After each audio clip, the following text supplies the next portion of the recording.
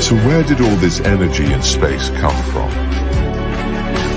The answer was found after decades of work by scientists. Space and energy was spontaneously created in an event we now call the Big Bang.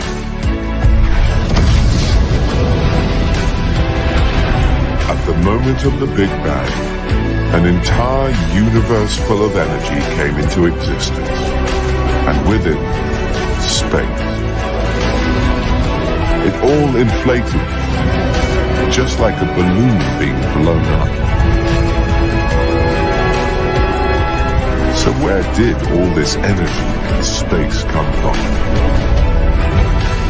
How does an entire universe full of energy, the awesome vastness of space, and everything in it simply appear out of nothing? For some, this is where God comes back into the picture.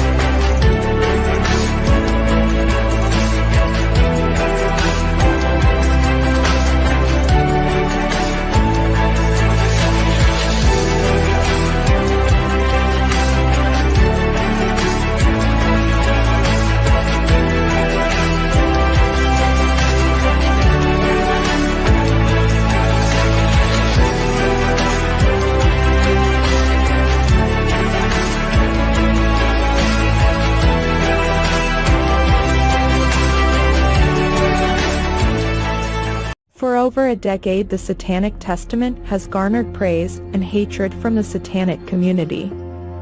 It has been heralded as being written with class and style, and carrying on the legacy first established by Anton LaVey by its fans, and reviled by COS and TST critics for its no-holds-barred approach. LeGivorden doesn't just strike the hammer to the anvil, he shatters it completely, and levels the complete force of the black flame to blast wide the adamantine gates like never before. Take a look into the world of Satanism's lesser understood and spoken about topics. Was Anton LaVey really an atheist? Is there actual sex rights in Satanism? What is the actual satanic political view? Do Satanists actually support abortion? What is the Lex Satanicus? This and so much more are within these pages. Now let LeGivorden, along with a few surprising guest authors, take you on a guided tour of the infernal world of Satanism.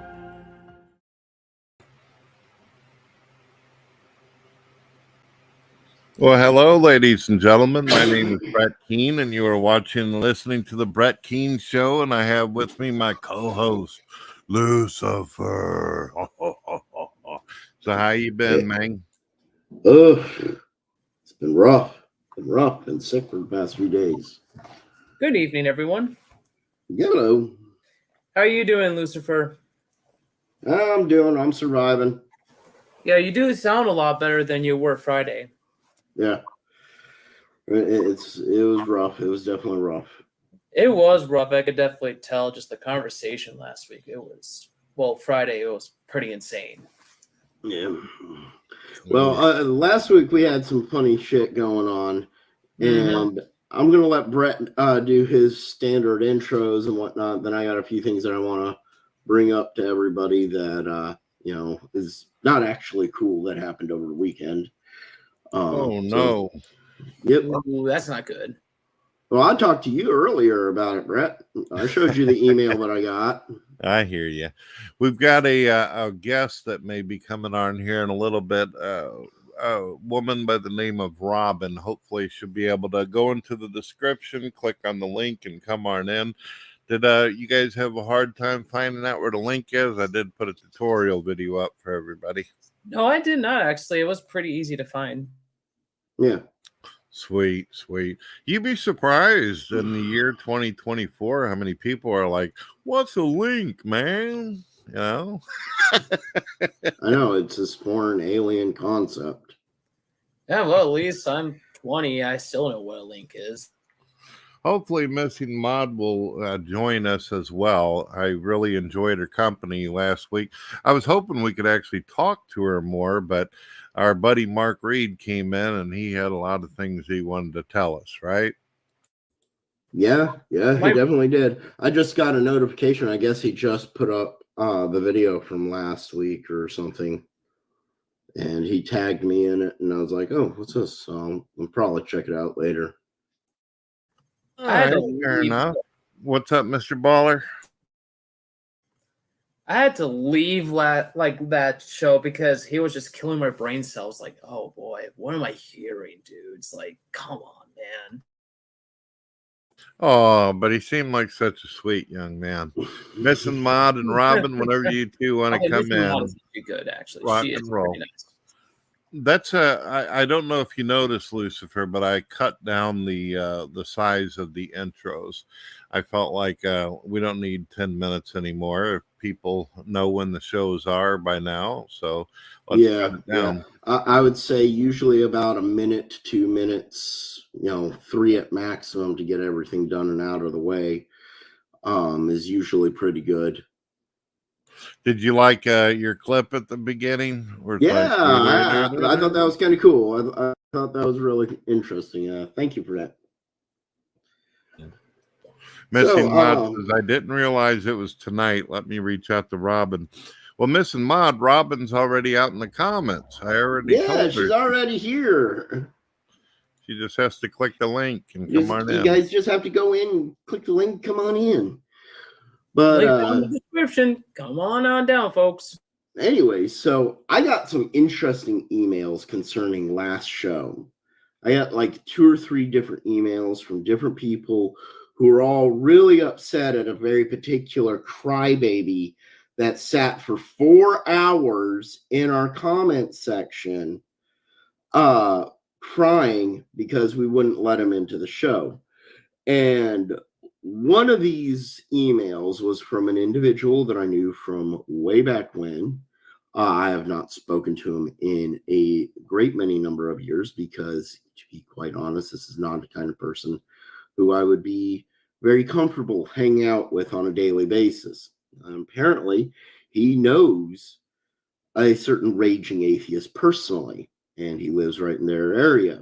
And this is something that I'm going to point out is at no point in time do I condone or promote or wish any sort of bad thing to happen to raging atheist, because I got several offers this weekend for people to go and actually hurt him in person, and that is not cool.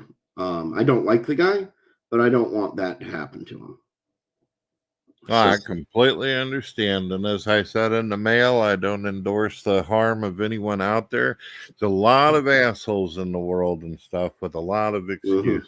But I try to. This guy who really got my attention, I knew him from way back when, and he is as serious as a heart attack. If he says he's going to go do something, he's going to go do it. And so it is pretty amazing, though, when you think about it, because here we've been doing these shows and all that, and we've been attracting a huge audience and all that, and a lot of people from our past are watching us, and of course, future people and all that. It's really, really awesome the way the live streams really speak to people.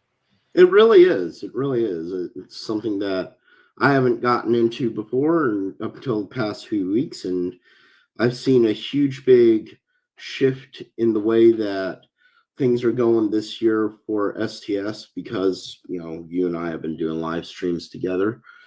and a lot more interest. A lot of people are, a lot of our critics have quieted down. They're not totally silent, but they've quieted down. They're not really talking as much. So, yep. Hello. Hello. How you doing there, Good evening. Robin? I hope you've had a good day. Yes, I took my dog to the vet and everything came out good. So yes. Well, Robin, I seen you as a guest over in Missing Mod, and we are fans of Missing Mod. She's a sweetheart. And I Yes. thought some of your story was interesting. I was hoping you'd share a little bit more of it tonight with us, and really happy you showed up and a part of the conversation. Yes. I saw she had sent me a message about that, and then I just happened to close out Matters Now show had been off, and I saw you were on, so I popped in, and then there she was too. So worked out good. So you mind if we dive right in? This is what I got. Correct me if I'm wrong, but there was a time where you basically were into spells and magic and all that, but then you became an atheist. Yeah, yes. Well, it's sort of a skeptic first, but I grew up Christian, and I just had a lot of issues with that religion. And yes, I tried different systems, ended up working with planetary magic and ceremonial magic. Now, I'm going to ask you a real unusual question. Out of all the time, I would suspect you did this for some years. Did any of the magic actually appear to work for you? Oh, yes. Yes. I mean, I don't know if you watched the stream with Miss Maud. I had 2 big doses of confirmation bias, I felt like, or whatever. Yes, I had several that actually seemed to work real well, actually. Magic, usually by definition, is defined as supernatural, something going outside of the laws of nature. How is it possible to be an atheist but believe in magic at the same time? I wasn't an atheist back then. Yes, but you say that you actually experienced real magic, as does my friend Lucifer, who's my co-host. He experienced magic. How can you not believe in the supernatural if you've experienced personally yourself magic? I've looked at every one of those incidences, and as a skeptic, I try to peel away all the bias, the confirmation. And I don't say that none of this is real, really. I don't believe it. And I really can't change my beliefs. I don't know if you believe, I don't know if you hold that. Sort of what you believe, it's hard to, belief isn't a choice a lot of times. No, it's definitely not. If you believe something, you can't help but to believe in it. It's so I don't say it's not real. And in fact, I'm sort of anti-theist on a lot of things, and I don't mess with the witchcraft community too much because I thought that was a great community myself. And but I've looked at each incident that happened, and like a skeptic should, I've tried to peel away my bias and tried to decide if this happened because of coincidence or if it happened, and I just cannot attribute it for certain to the magic. And I feel like that continuing to do that, I was just allowing myself to participate in confirmation bias. Well, you understand why I asked the question that I do, though, Robin, because you, as well as my friend Lucifer over there, you've actually experienced the supernatural. You've seen shit, right? And no, I've never seen that. No, my spells worked, but I've never seen any. I mean, I have, I've been involved in spells and felt things, and I've read tarot and felt connected, but now I've never actually physically seen any sort of ghost or spirit or anything like that. I mean, I've never had that kind of encounter, but I did have some spells that appeared to work really well. Would you I be don't able know. to give some examples, ma'am? Yes. The first spell that I was involved in, I was not the witch that performed the spell. I bought a $700 spell. And you spent $700 on a spell. yes, one of my proud moments. $700. Goodness, Damn. I could I'm have paid sorry. some major I'm bills sorry. with I know. that. I know.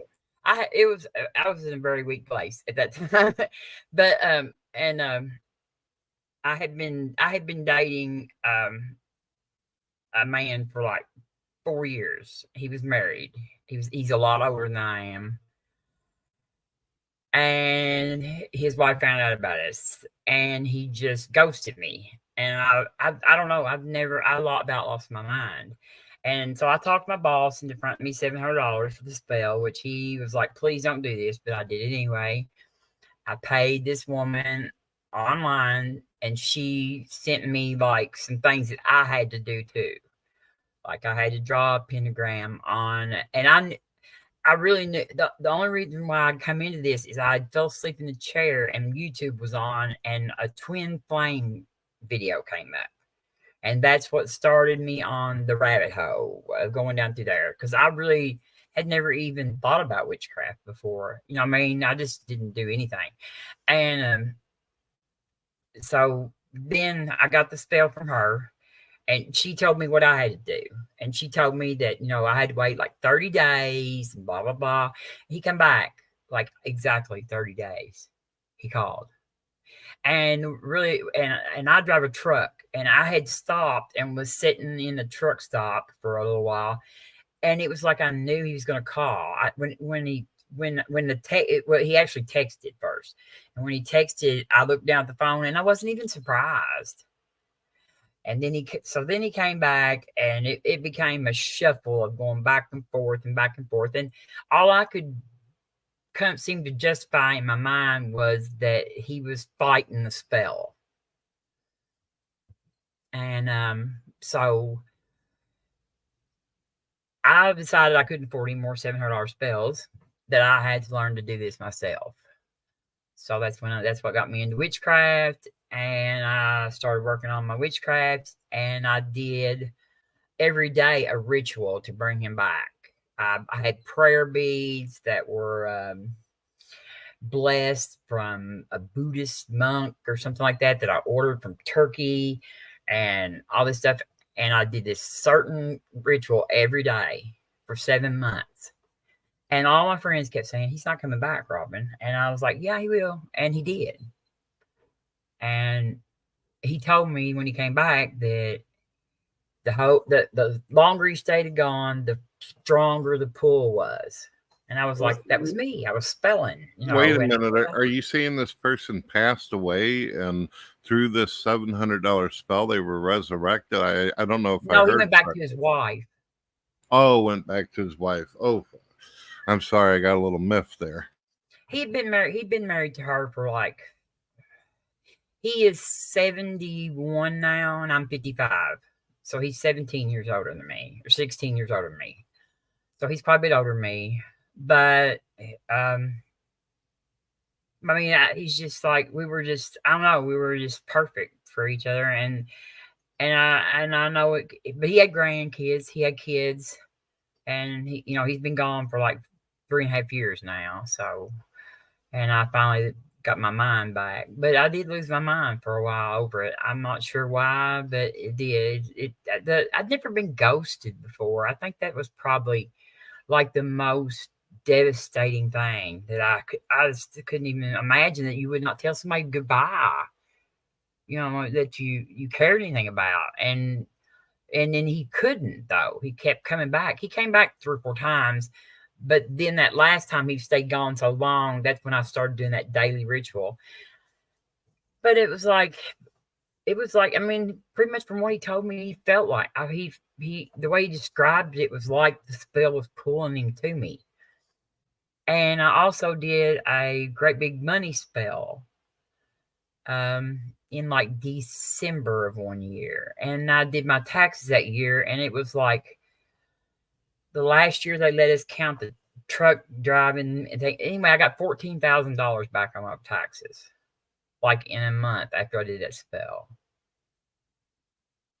So, well, I'm sorry that you had that experience. I hope that something positive came out of it. Did you find somebody, or are you dating? no, and I'm not sorry at all. I mean, I wouldn't do a thing different today. You know what I mean? I understand why he went back, and I do. I understand why he went back, but I wouldn't change nothing. And no, I'm not bitter, but no, I don't have nobody. I'm perfectly. I have an 18-year-old daughter who is starting college this fall, so that's about Oh, as that's much. wonderful. Congratulations. Yes, well, I have one that's working on her master's. Right, she finishes her master's here in about 2 or 3 months in California. So, and they're both evolutionary biologists, are going to be. She teaches out there in California, and this one's going to be a research. Just working research. Well, that's interesting. In the beginning of the conversation, I hope you understand I've been sick lately, so I'm half deaf in one of my ears. I'm stuffed. So is my buddy over there. He's got some issues as well. But did you say you were anti-theist? I don't know if I heard that correctly. I said I've been an anti-theist lately. Just a lot of, it's just a lot of attacks on women's rights and things. So that's why I've been. Well, can you tell me a little bit about that? Usually when I've had people in the past who said they were anti-theists, they were usually very mean to the religious folks in my room and all that. But you seem like a real sweetheart with a big heart. I think, well, see, I would say I'm more of an anti-theism than anti-theist, because the theist is the person. So fair enough. Yeah. So but I'm also a big supporter of freedom. So freedom of religion is I feel like every human being that's born on this planet deserves bodily autonomy. I mean, we deserve to have rule over our own body, outside of hurting someone else. You know what I mean? But I should be able to decide anything about my own body. Well, let me ask you this. What do you feel about abortion, though? I feel like that's my body. And I feel like that forced birth is slavery. I mean, I would love to rid the country for the need for unnecessary abortions. I don't particularly like the ideal of people having to even go through abortion. And like the Netherlands has the lowest abortion rate. What if there was an alternative? Well, the Netherlands has the lowest abortion rate in the world. Okay, and abortion is legal, and it is also what if paid there's for an on alternative? What would you say to that? Do what? What if there's an alternative? What would you say to that? What's the alternative? Birth control. But see that okay. First of all, you're assuming that every woman can take birth control. They can't. Hormonal birth control, and it's not there's different 100% types effective. of birth control. It's not 100%. There's different effective. types of birth control. Okay, but not everybody can. And plus, many young girls, parents will not allow them to get on birth control. They cannot. I mean, well, what if it was state mandated? They can't afford. We're going to state mandate birth control. Why not? I mean, I don't think we should have the state mandate. I think if we made, like I said, what about issuing licenses for parents? Well, I don't understand something though, Robin and Lucifer. Why is it okay to mandate that a young girl be able to get rid of what's in her womb, but not take a pill? We're not going to mandate her to get rid of it. I mean, we're not going to mandate her to get rid of it. That's what I'm trying to. You're not letting me finish this. The Netherlands has the lowest abortion rate in the world. Okay, and abortion is legal. So there is a way to eliminate abortion without having to do either one. I mean, without forcing anybody to do anything. All we have to do is teach comprehensive sex education, make birth control accessible and cheap enough that people don't have to pick between that. I mean, if you take a young girl or people who are hungry, who are barely feeding themselves, birth control is just something that's not on that list. And we don't have it. We have all it you need to do is have state medical assistance, yes, and you can it would be afford birth nice if we control. did, It's but we free. don't have that for everybody. Well, we do. Our country it's says free that, for everybody with just a little bit of state medical insurance. yeah, our country is making it to where it's health care to allow people to change their genders. It seems to me that if this is such an important priority, then people should be able to be given the pills. It seems cheaper I too. live in Kentucky. I don't have free health care. I don't have free health care. I mean, I support me and my daughter myself. But you have health care, right? You have some sort of... No, I don't. I don't have free health care. No. Well, if why I not want just health sign care, up I have for to it buy it from Obamacare. We got Obamacare was just I mean, terrible. I have a job. I work, but I don't make enough money to buy health care and my boss doesn't offer it. I work for a small trucking company, and he has like 12 employees that drive. And so it would cost him like a fortune to buy health care, and he won't. He just pays us, he doesn't pay us that much better either, but he won't pay health care. So all I can do, the only thing I can do is buy it from Obamacare.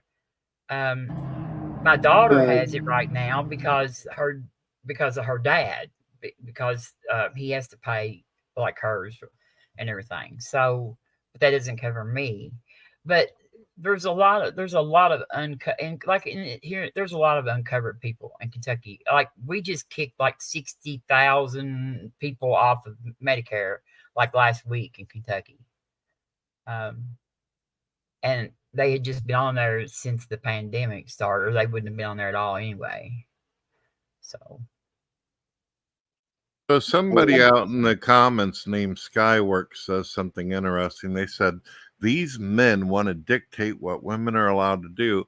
See, that's strange to me, because you said just a moment ago yourself, Robin, that every human being should have their own autonomy. We should be able to do what we want to as long as we're not hurting people. And if some people on one side are expressing the opinion that they value life, no matter how small or little of the experiences it's had, then what's the problem? What's the issue with the man simply stating his opinion? No, I believe men have a right, but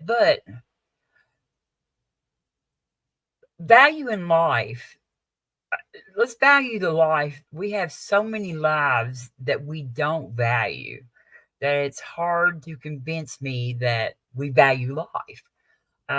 We don't value the life of women. First of all, I mean, there was a woman in there's been, there was a 10-year-old girl in Ohio who got raped, and they wouldn't even let her get an abortion. She was 10 years old.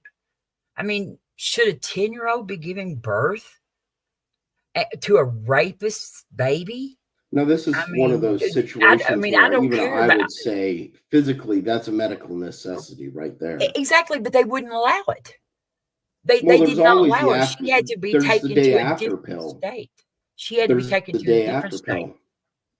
They wouldn't allow her to do anything. And then they actually tried Ohio, because she lived in Ohio. She went to Indiana, and Indiana's trigger law had not went in effect yet. She actually, Ohio tried to like criminalize the doctor that performed it in Indiana. And Texas, I mean, maybe because I'm a woman, I'm more in the circle of these situations than most people are. And so maybe this is not, to me, it seems like everybody already know what's going on. I mean, in Texas, they're criminalizing women who are, they're like ectopic pregnancies and stuff. and having like they've got fetal anomalies where the baby don't have a skull and stuff, and they're telling these women they have to have these babies, and these women are having to either leave the state or deliver these babies that will not even be alive when they're born. And now here's my question: who has the money to do that? What's the statistics on this? What are the rates of these situations that you're talking about? I've got my upstairs. That's all upstairs. I thought we'd be talking about witchcraft, so I didn't know we'd go into abortion. Oh, but we'll talk about all kinds of different stuff. Yeah, I know. We go from all different subjects. I'm an abortion Considering rights that, activist. especially in Satanism, there's a group called the Satanic Temple that likes. Yes, I know who they are. Yeah, they like to push a lot of topics that have nothing to do with real Satanism. Yeah, they're atheists. They're fake. They're fake Satanists. Bullshit. So, yeah. They're humanists. Yes. I mean, I know who. I know it's like Arn Ra's one. Arn Ra is a satanic temple. They like that's why abortion was legalized in 1973, was because of the women who are dying from having illegal abortions. Because women will have abortions. Women will have abortions. You will not stop abortion unless you do something on the other side of it, like I was talking about, the comprehensive sex education and the access to birth control and empowering women so to where more of them go to college, because girls that go to higher education actually are less likely to become teenage pregnancies. And I'm going to contradict you on that.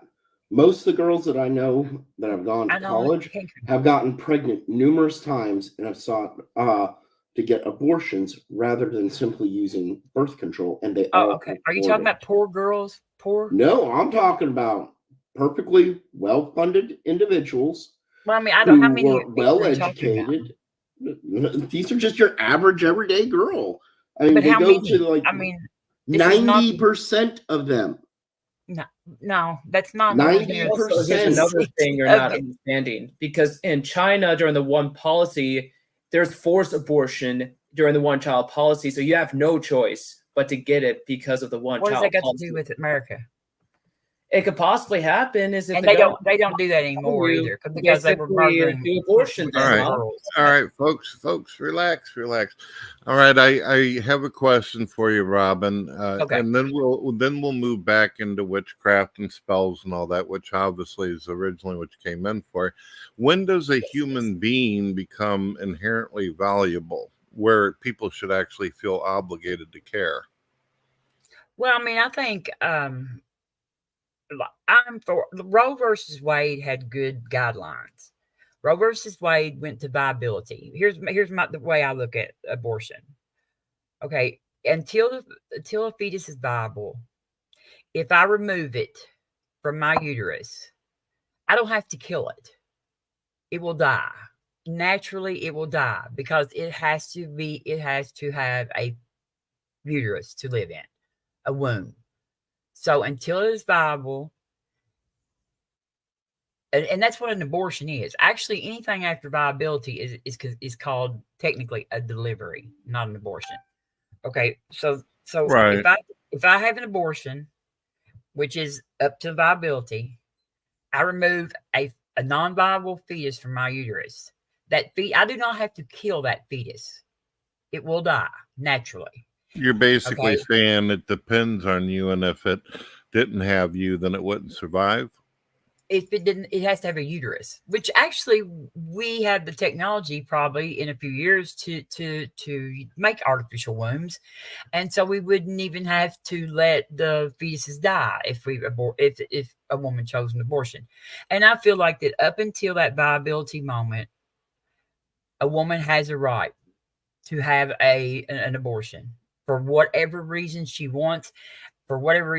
Now, I do believe that if she comes in there after one, I think she should be educated at the first one on preventative measures. And I think that, I think that we need to start stressing more birth control. Yes, we don't, or something to stop the pregnancies. Well, Robin, I had asked you a question a moment ago. At what point in time does a human being become inherently valuable to the point where we should feel obligated to be concerned about it? Well, I mean, we should be concerned about it at any time, but up until viability, I don't think that a fetus has any sort of rights. Now, and this is not a typical. Most abortions. I'm not talking about rights, ma'am. What I'm talking about is, when does a person become inherently valuable? When does it become a living entity? Okay. Well, not just that, but when does it actually matter? I don't know that any of us are inherently valuable. I think my children are inherently valuable. I think humans, I mean, I'm a human, so I think humans are inherently valuable. But as far as as some objective value that we have to the universe, I don't believe that. I don't believe any of us have any of it. We value other humans because we are humans. And I value my children more than other people's children. Even though I value other people's children, there's a degree, there's a closer kin or whatever. You've got your own little circle and you widen out as you go, and empathy continues. But your strongest ties are going to be to your inner circle of people. And those are the ones. But I believe that we are to start trying to do something, and most abortion proponents don't believe this, at viability. I believe we are at, and that's where Roe versus Wade was. It was at viability. Once viability reached viability, the restrictions on abortions came down to medical decisions under Roe versus Wade. I mean, they fought Roe versus Wade out very well when they wrote it, and it should have been left alone because it saved women's lives, and it did not allow all these late-term abortions. There's not even such a thing as a late-term abortion because an abortion is up to viability. The only women who are having deliveries are delivering babies that late in their carrying one are ones that have something wrong with them or the mother's health. And right now, like the red states, especially like Kentucky where I live, we have no exception for the mother's life. Okay, so Robin, one of the main reasons why I ask you the question is because you did say you're a skeptic, which is pretty close to, like a humanist or atheist or something like this. You don't believe that humans are inherently valuable. So what makes the difference between a human baby inside of a womb over an adult? We're nothing more than a collection of cells, a bunch of chemistry just put together. So why does it matter if anybody cares about the mother, a baby, or anybody for that matter? Well, I mean, I'm a human, so humans have a value to me. I just don't think they have any value to the universe. Like there's no inherent, there's no just something outside of us. Of us as humans. Do all humans have value, or just the ones that you have the opinion that are valuable? No, I think all humans should have value. I think we all, if you're born, you should have the freedom of thought. You should have bodily autonomy, and you should be able to be with who you love. And I believe that we all deserve to be safe. And I think we should try to eliminate suffering across the entire population of humans. I mean, I'm for everybody having health care. And I would gladly pay more taxes so everybody could have health care, because I would rather everybody in the United States suffering was diminished. And me give up something for it. But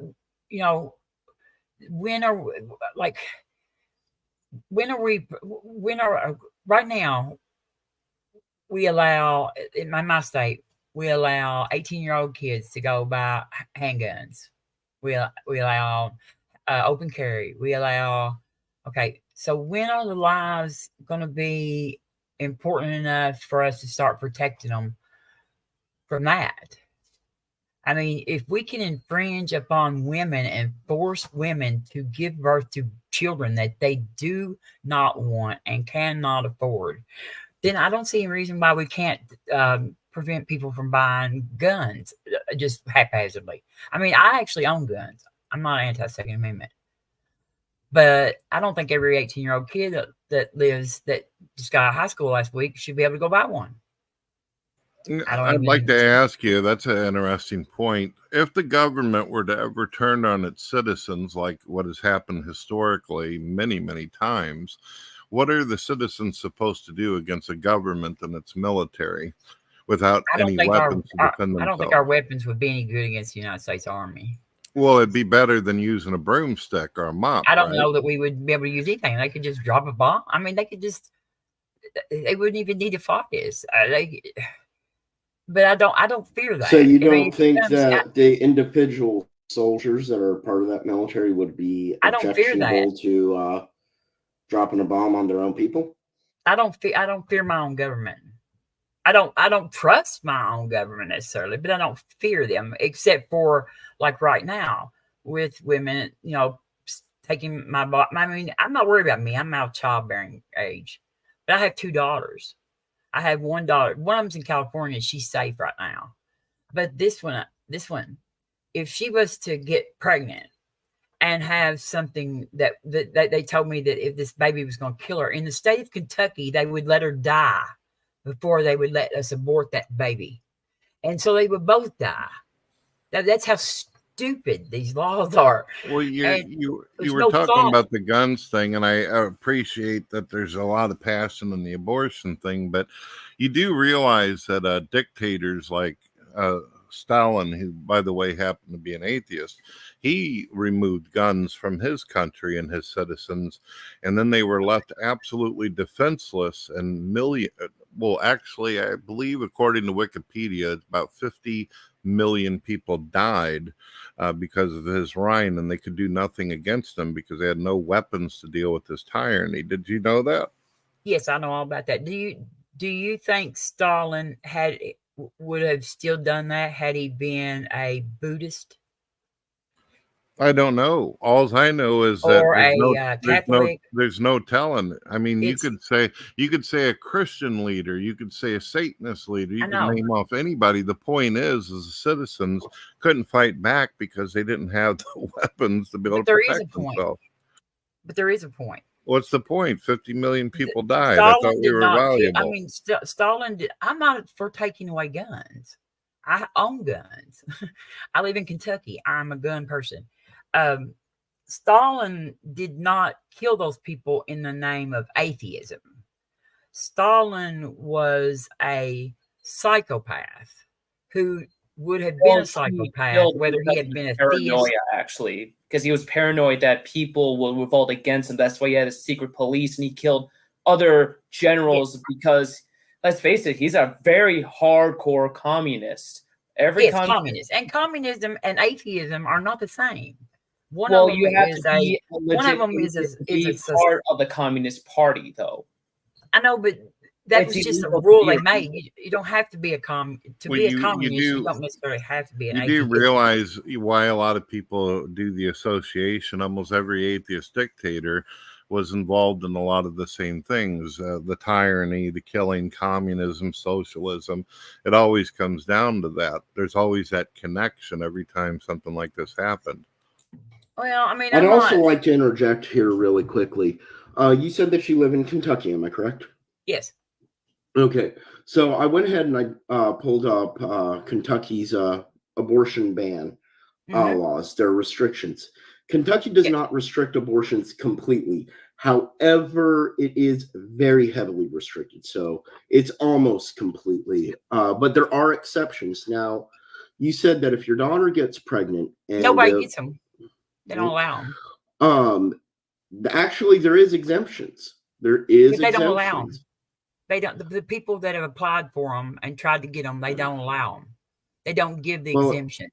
You have to go through the state legislature to get the exemption, and they won't grant them.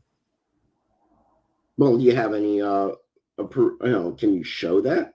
Because well, I mean, we've had 2 or 3 here's cases. The thing: it says to save a pregnant person's life. Yeah, they will allow to prevent serious risk to the pregnant person's physical health. Show us proof. Show you proof. I'm gonna throw this link into the chat. But if you don't believe me, that's fine. I mean, I'm not worried about that. Robin, I hope you realize that we are some good folks, and we're not trying to hate on you or anything like that. I know. Just having a good conversation. Abortion is a passionate topic. I understand. And I just wanted you to know. I just wanted you to know that we do value you being here, and we're enjoying our discussion with you. And I'm sorry if some of the stuff we say I hate to use a word like trigger, but I don't want to anger you. I'm happy you're here. I just want you to know that. That's fine. And I'll try to. This is just a really stiff topic with me because, me and my daughters became second-class citizens. There's no law other than you breaking the social contract of going to jail. This is the Shira. Like if you go to law, if you break a law that is there and you break the social contract and you get put in prison, okay, they will restrict your bodily autonomy. But there's no law in the United States where someone has to allow their body to be used to keep another person alive. You are, even my own child, once it's born, I'm not required to donate organs, and I'm not required to donate blood to that child, even if that child will die because I refuse to donate my organs or blood to that child. You know what I mean? Now, if I keep that child like breastfeeding it, yes, I'm required to, because if I keep it after birth, I'm agreeing to take care of it. Okay. But as far as like giving my body parts to it, I'm not required to. Right. And the father and the male's not ever required to do that at any time either. It's the only time that we are requiring that of people is of pregnant women. Okay. So we are giving special rights to fetuses that fetus will no longer have after birth. And nobody else has. There's not another person in the United States that has those rights. And there is nobody there that child will lose the rights as soon as it is born. A corpse, you have to sign permission to donate organs from a corpse, or even your own family cannot donate your organs once you die. They will not. And I mean, so corpses have more bodily autonomy than women in red states right now.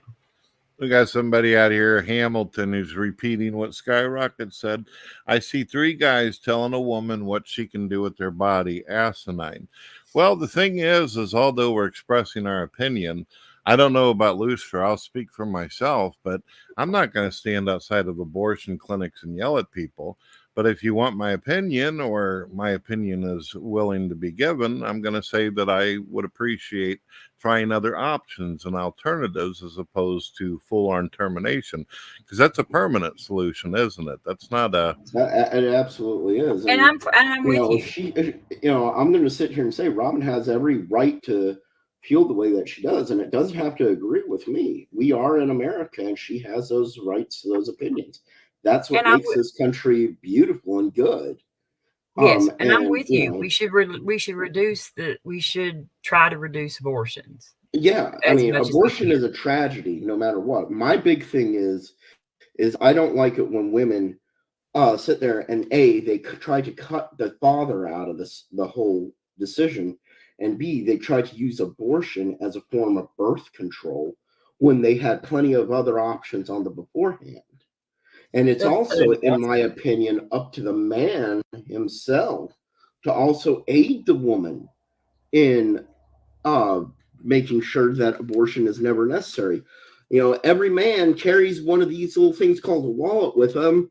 And even though I'm with, a woman right now, I keep a little something or another in my wallet at all times, just in case. I just don't find Oh, it. we all know what it is. Yeah. It gets really sticky. Yeah. It gets really sticky. And men, I mean, I understand what you're saying about the men. I mean, but it just, the bodily autonomy to me is the most important thing. To me, that's the most important thing.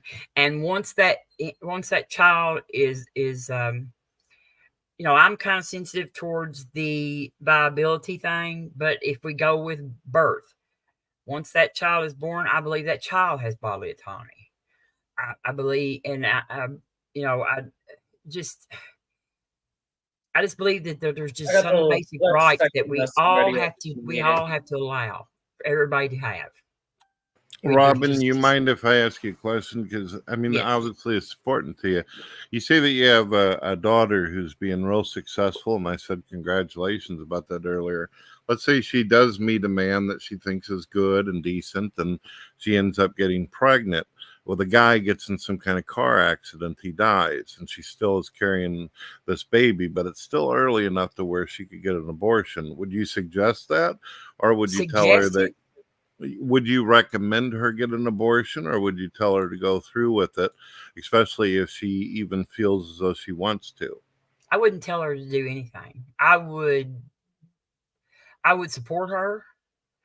I would be there for her. I would try to talk to her to make sure that she understands whatever her decision is. And whichever decision she made, that would be the decision that she made, and I would support her for the rest of her life for making it. It's her body. It's not mine. And my daughter lives in California right now, is actually met a man and is getting ready to try to get pregnant, because she's finishing her master's. And she's not even sure that she can probably get pregnant because she's had like some surgeries like on her, around her uterus and stuff. So, I mean, we may not even be able to she may not even be able to get pregnant. Would you like to be able to have a grandchild one day? Yes. Even though it'd be in California, and I just don't think I can move all the way out there. I can't afford it.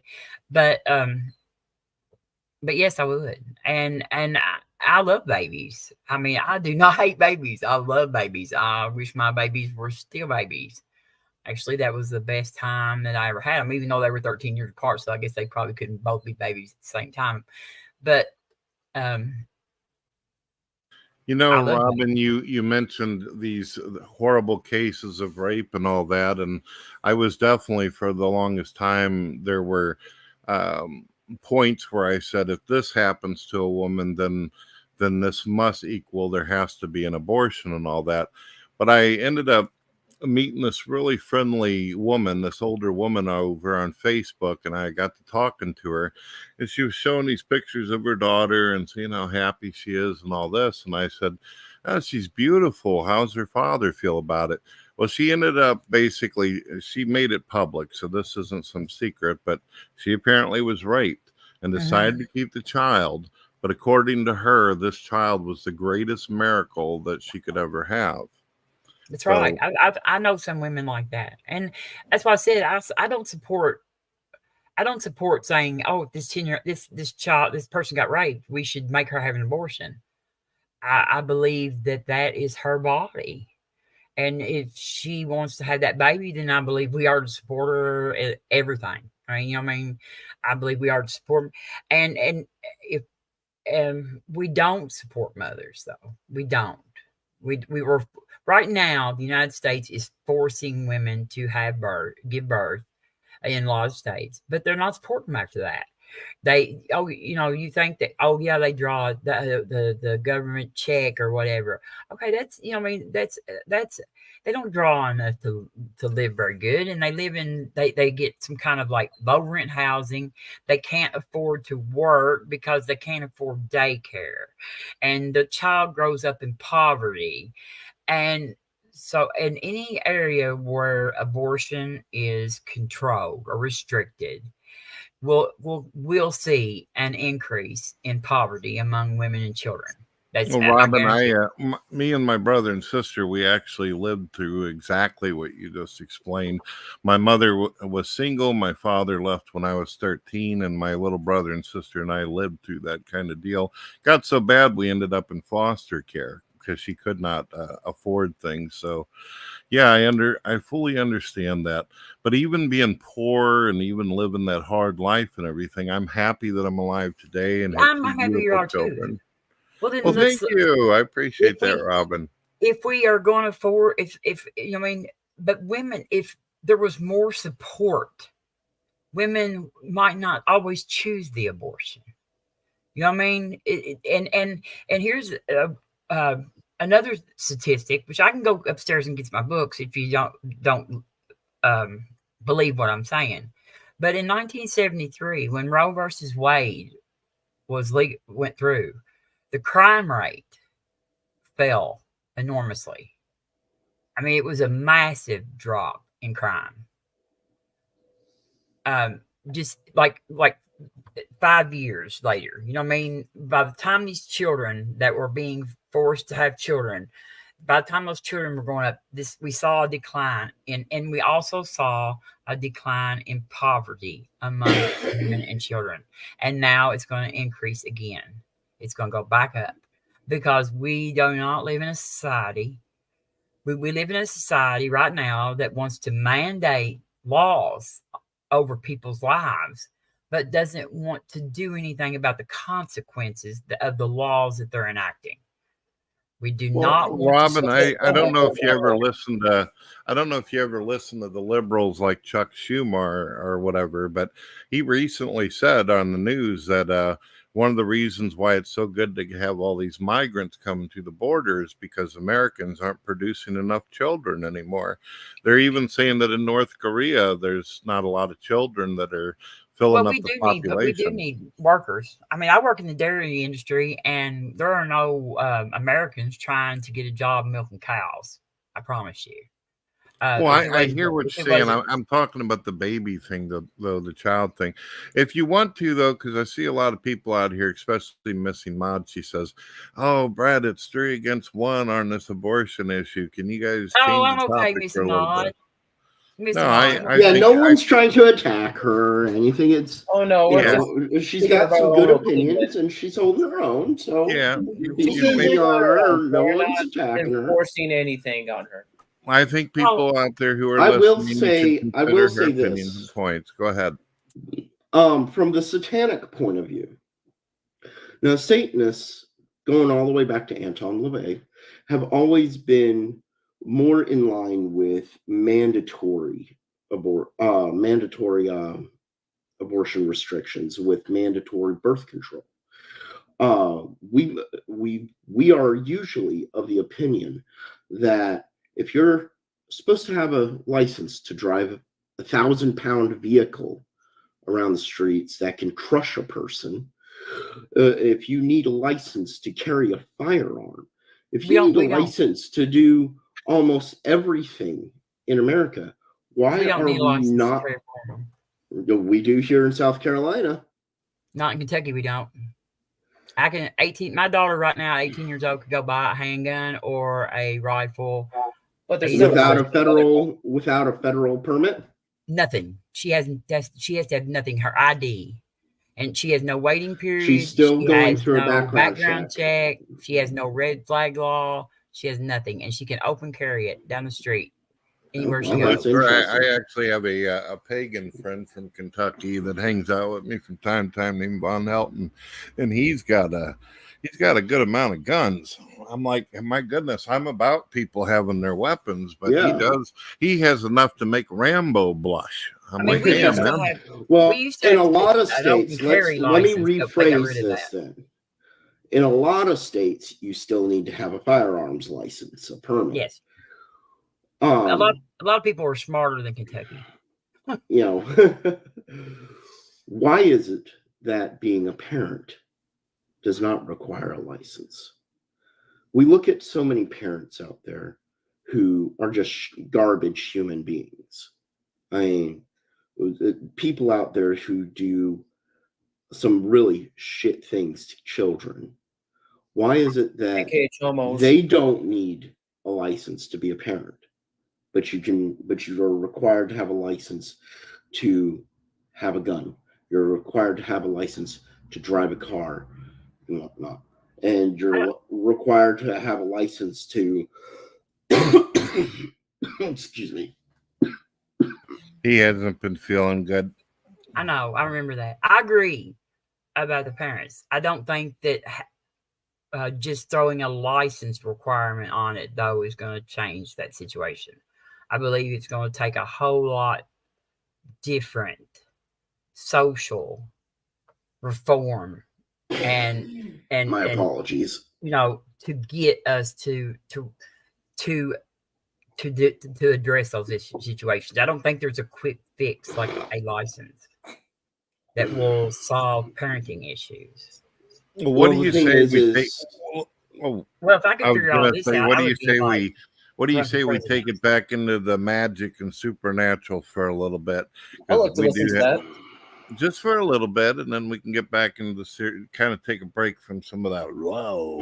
That's fine though. I'm glad y'all brought it up. I mean, I actually, I've thought a lot. I mean, there's a whole lot of stuff that I've thought about on the abortion thing. So, all right. Well, we'll continue to cover it. Just taking a break from that topic for a little bit and getting back into what you were getting into. So, how young were you when you started getting into magic? And you also said you were a former Christian before that.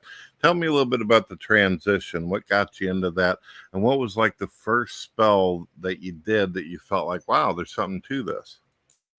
Well, I grew up Christian. My whole family attends a church probably about 2 miles from here.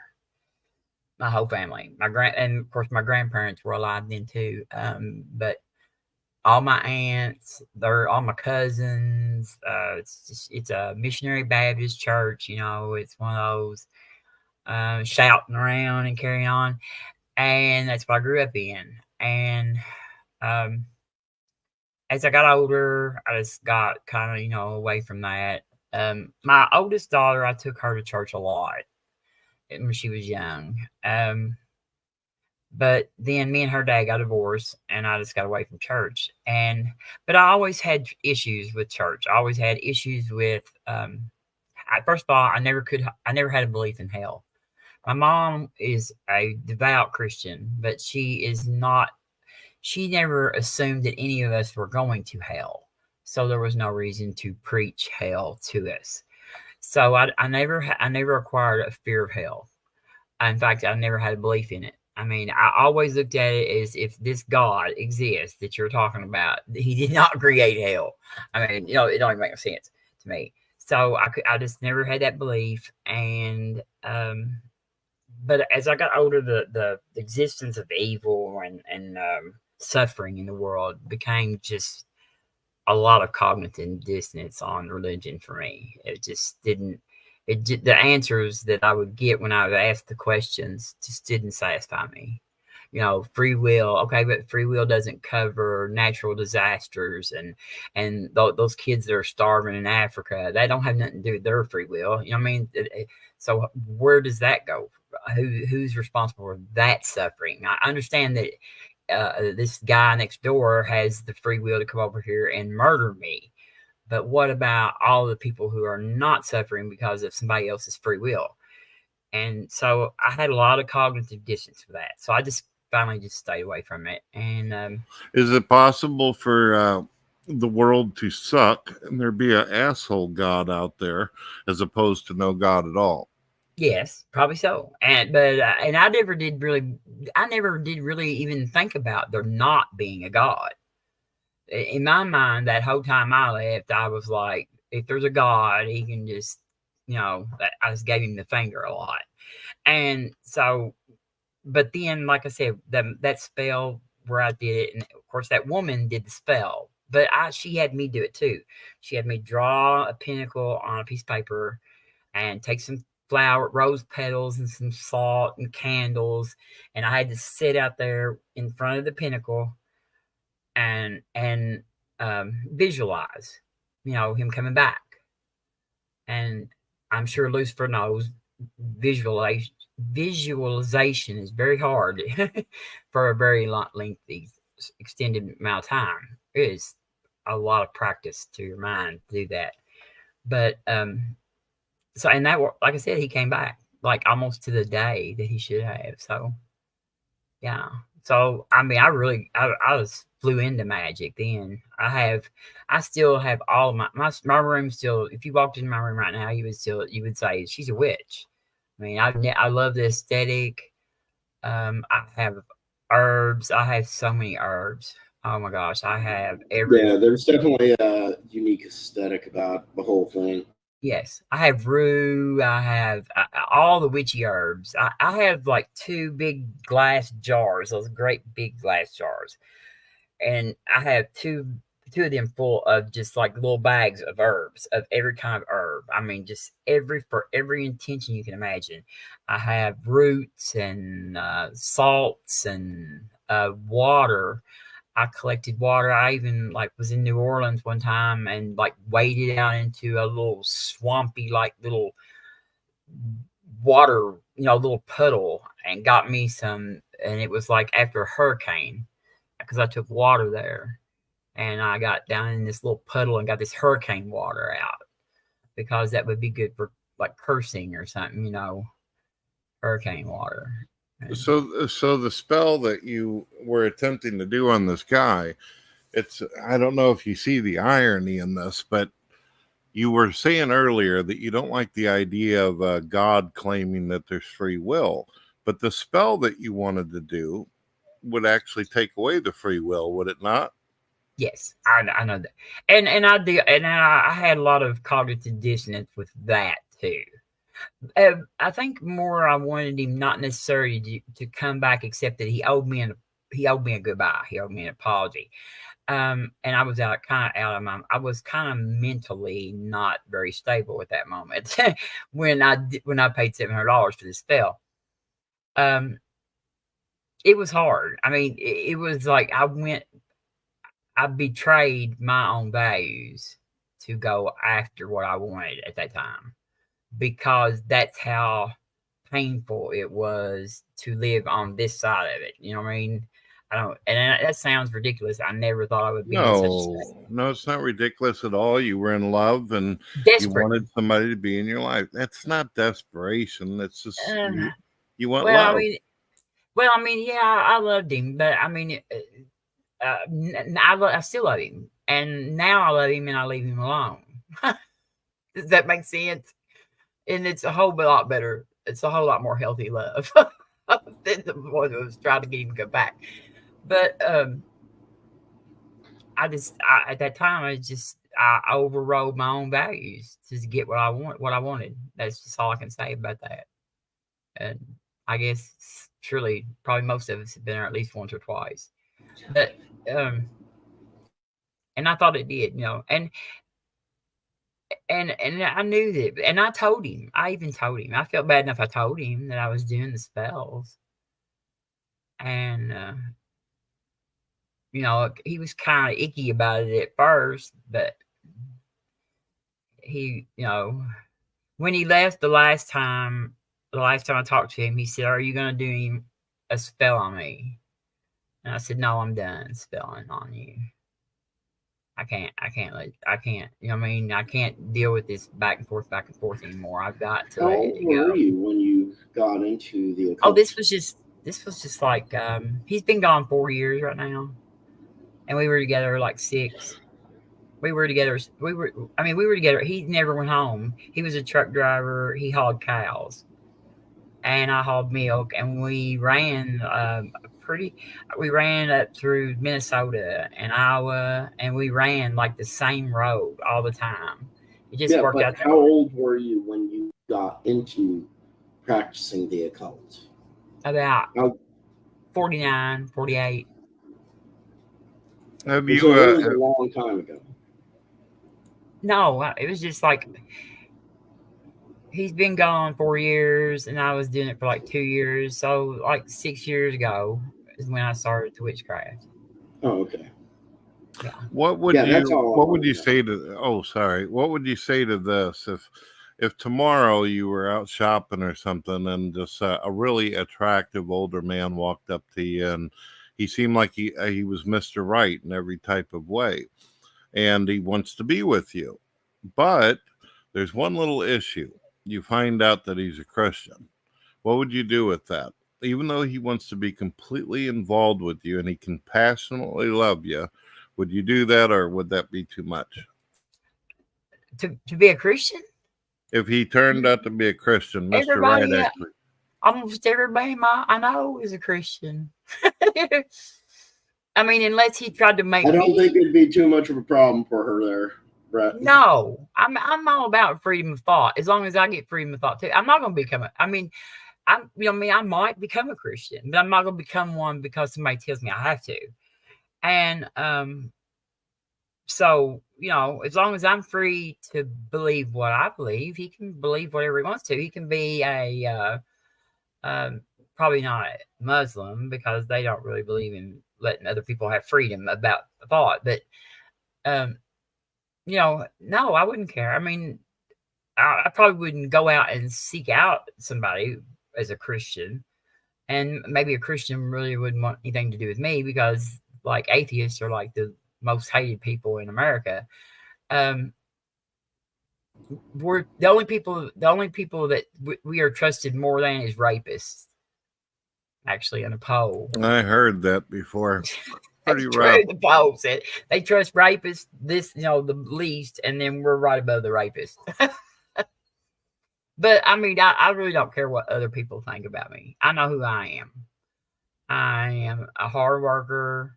I try to be honest all the time because I really have to care about something enough to lie about it. That's the way I feel about it. And I don't really care about it very much enough to lie about it. And I'm good to people, I think. I mean, and I can be a bitch. I hope it's all right to say that. No, that's absolutely fine. I'm not going to tell you not to say that. I can be one. I can be a really big one if I want to be, but I have to be kind of provoked into it. So, everybody has their off day. I like the way she words things. Good stuff. Well, thank you. Hopefully, Miss and Maud will come in here. Miss and Maud, once you come in here, she'd probably feel a lot more comfortable having a buddy in here. Come on.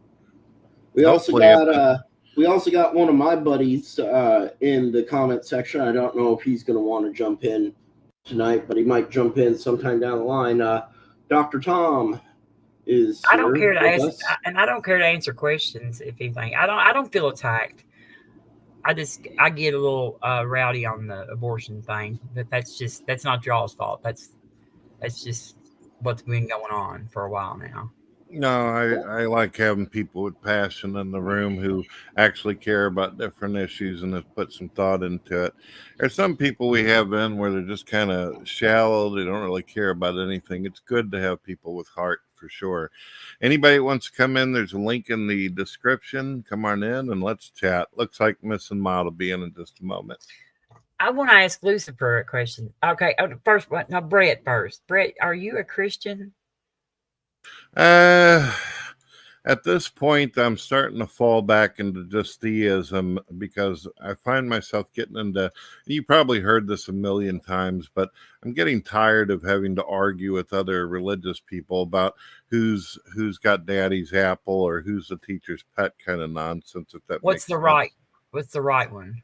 What's the right book? What's the right translation? Do you interpret God, properly? All this kind of stuff. I'm sick of it. I am absolutely convinced there's a higher power, but I don't have, like I said today in one of my comments, and Lucifer seen it and commented, so did Missing Mod. I believe there's a God, but I'm not sure I can trust him, that he actually cares about my well-being as much as I'd like him to, or what some Christians actually believe. And you're not sure you can define him either, or define God? I believe that there are scientific ways to actually prove that the supernatural is actually viable, that word that you used. However, actually dictating which concept of God it is, putting a name on it like Bob the Builder, Jesus, or anything like Yahweh. that would be challenging. Like, so do you hold much value in the Bible? I do believe that many of the things that happen in the Bible were true, but as you know, being that you were a former Christian, I also believe that there's a lot of metaphors, parables, and teachings to try to give us an idea or philosophy how to live. I don't believe all of it's literal. Okay. So do you believe in a old earth or a new earth? I believe that the Earth is probably billions of years old. I do have many friends that are young Earth creationists, and I've given them ample opportunity to convince me otherwise. I can sit in here with young Earth creationists for hours and listen to them, but at this point, I don't feel like they've given me enough to be able to change my view. Yeah, he put me in with Kent Hovind. That was fun. My parents are young Earth creationists. I actually am a mod over on Matters Now, and I hang out with flat earthers and everybody. So, I just, I feel like that beliefs, like I said, I believe in everybody should be, what you believe is like in your own mind should not ever be controlled by anybody else. So sometimes I would like to convince people to spend more time thinking about what they believe. I mean, I'm not want to change their belief, but at least have spent some time actually thinking about it. Right. Right. And I've thought about it all my life whenever it comes to the concept. I was actually, for a while there, I was actually a former atheist for a long, long time, considered a pretty popular one in social media, but after having some experiences, which is not something I can repeat for my audience out there, obviously, that's why it's called a personal experience, I started being more open to the concept of the higher power. But there's also other things like me and you talked about this, Lucifer. There's a lot of Christians out there that state that only one God exists. Well, biblically, this simply isn't true. It seems as though there are other entities that also exist, and they're actually named biblically as well as in demonology and other texts.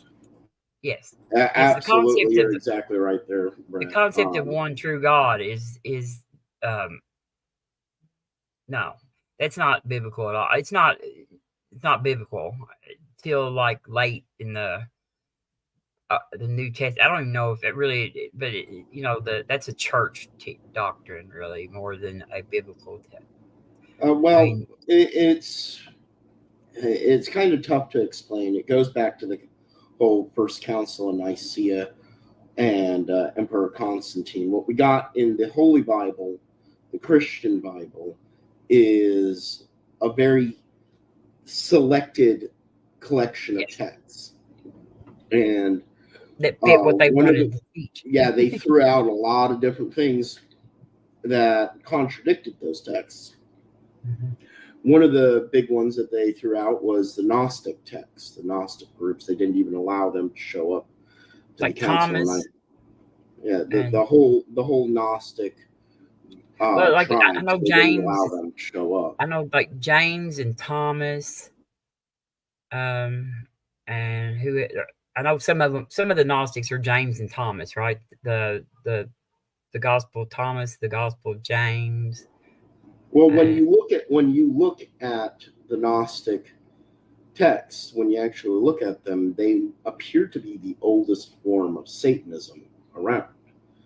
There's a lot of things there that a lot of Satanists, including LaVeyans like myself, or more theistic ones like Dr. Tom, will agree with. Now, Dr. Tom, he's a buddy of mine.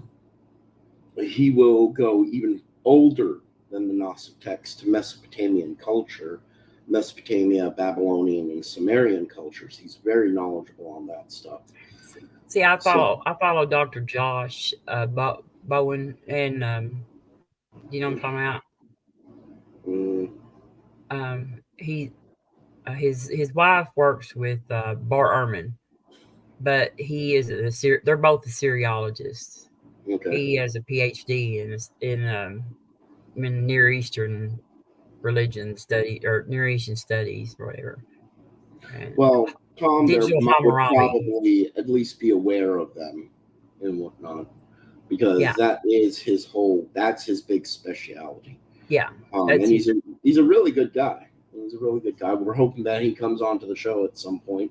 He's been talking about it, so yeah. Yeah, I like follow Dr. Josh. Digital Hammurabi is his channel, and they're both Assyriologists, and so there's just like, you know, I mean, there's so much stuff there that the Christians in rural Kentucky have no clue about. You know, I mean, and I didn't either until after I became, you know, started becoming more skeptical. I started looking into all that, and it's just a whole lot. There's just so many layers to all of religion that it's just so not what they. It's not exactly what. And I don't say that there is no God, because first of all, it's unfalsifiable, and second of all, I wouldn't want to tell my mom there's no God. You know, she's almost 80 years old. She's, you know, she won't be around here much longer, and she's believed in God all her life and thought she was going to heaven. And there's no way I would go in there and say, "Oh, there's no heaven. You're not going to heaven." My girlie's grandmother, we just buried her late last year, early this year. I can't remember. She was like 94, so that's not something that we're going to tell her. Yeah, that's right. I mean, I believe that, you know, at my age, some people, even at my age, when I came across it, but I did it on my own. You know what I mean? It wasn't like somebody shoved it down my throat and you know, and said, "Hey, there's no God." I mean, I lost my belief on my own, and so I dealt with it pretty good. But, you know, taking away a lifelong belief in something like that right there can be very damaging to people. What do you feel about we talked about magic a little bit earlier. What do you feel about the supernatural? Do you feel like that is something of value? Yes, I actually do. And all I can say is, if there is a supernatural,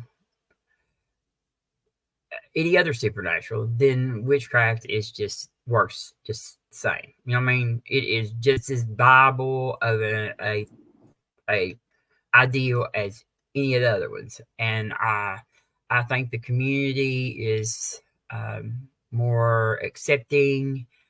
Of course, it's kind of dominated by a lot of women, but there are men in it, and it's more tolerant of. I mean, I know you may, from what our conversation the other day, and I really don't want to get on this, but I'm not LGBTQ in any way, but I'm fully supportive of their rights. And so, and I found that witchcraft was way more tolerant of that kind of situation right there. It definitely is. The whole community is. Yeah, and it empowers people. I mean, there is nothing more empowering than to feel like that you have some control over manipulating the universe, right? I mean, it's empowering. Humans do it all the time, whether it wants to be through witchcraft or science. Well, I mean, a lot of people don't have sorcery or magic, called one name or another. So a lot of women, especially women, don't have the power, though. Is like we don't have that political, social power to do that, to control that, but witchcraft gives them that feeling of control. And I think even, you know, it's good for the meditation, you know, that I did, the mental, you know, and I even like doing spells. You know, I like doing spells.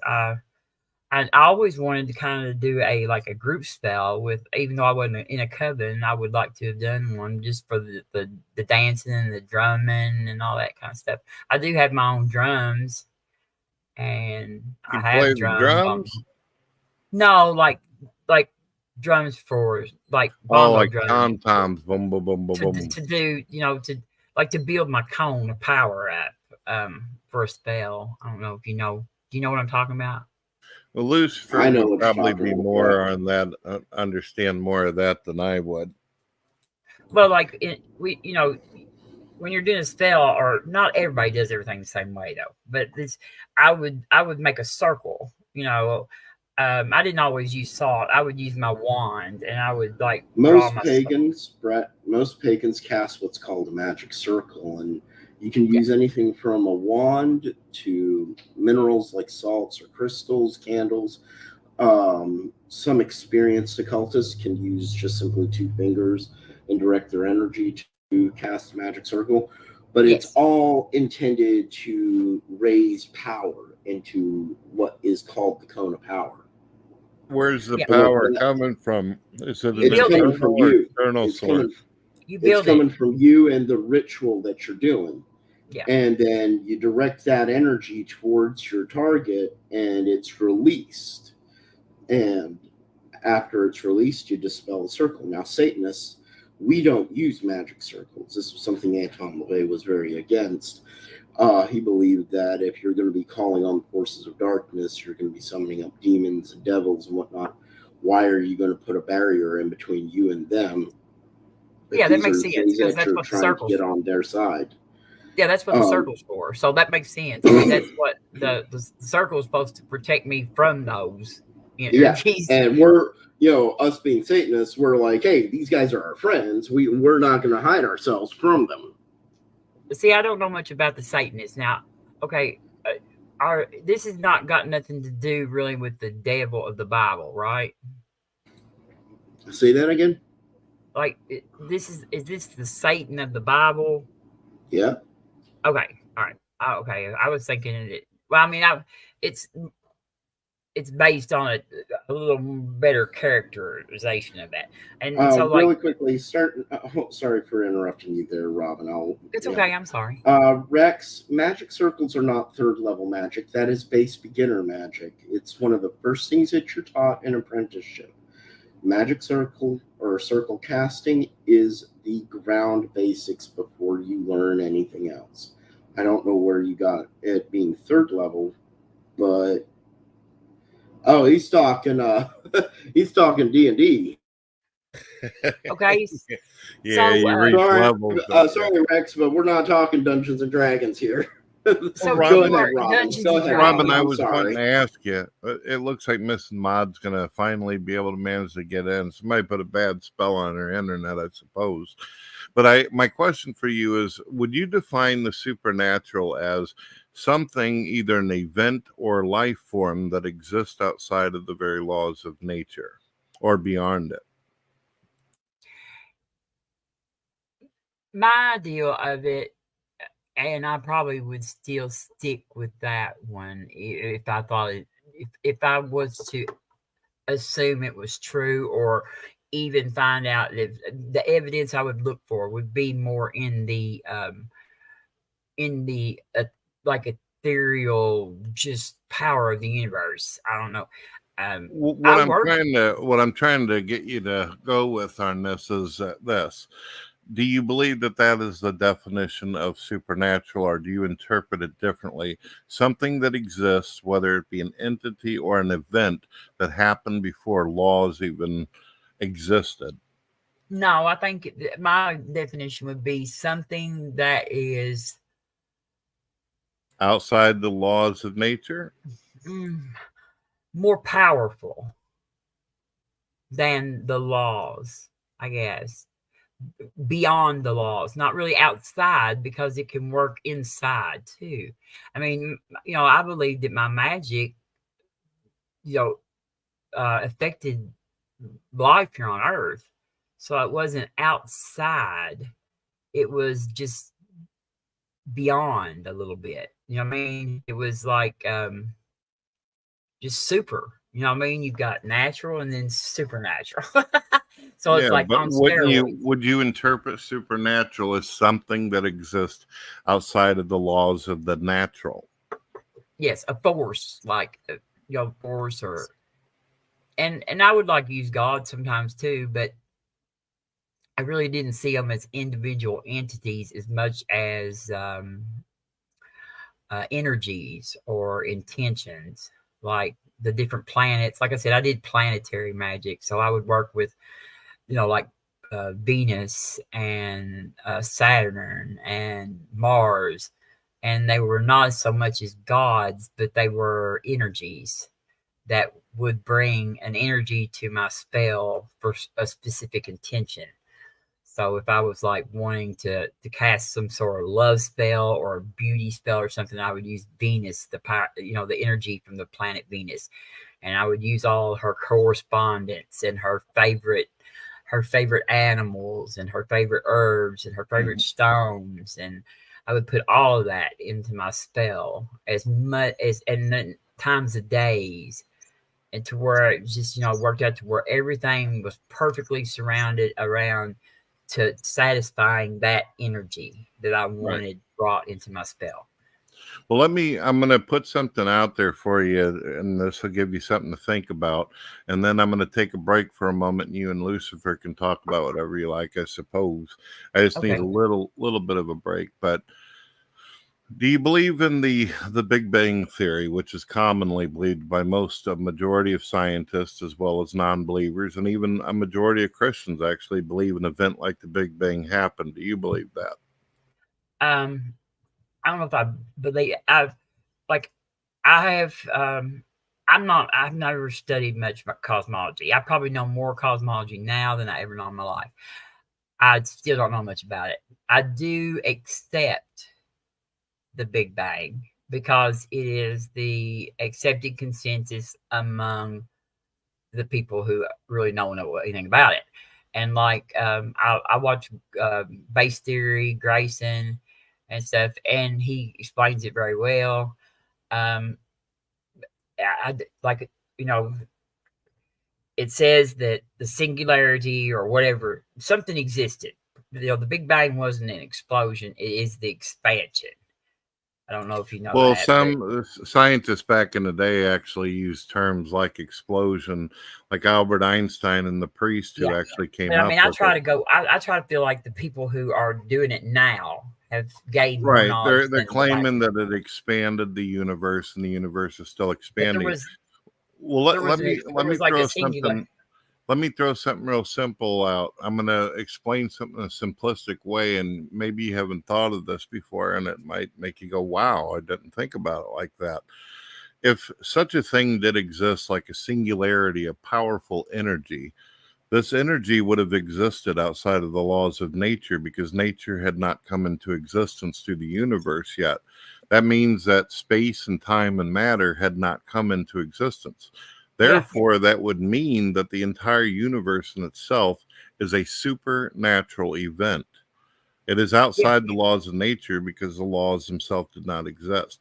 Now, with that being said, and everybody scratching their head going, oh, shit, that's pretty neat. Actually, I've thought about that. You have?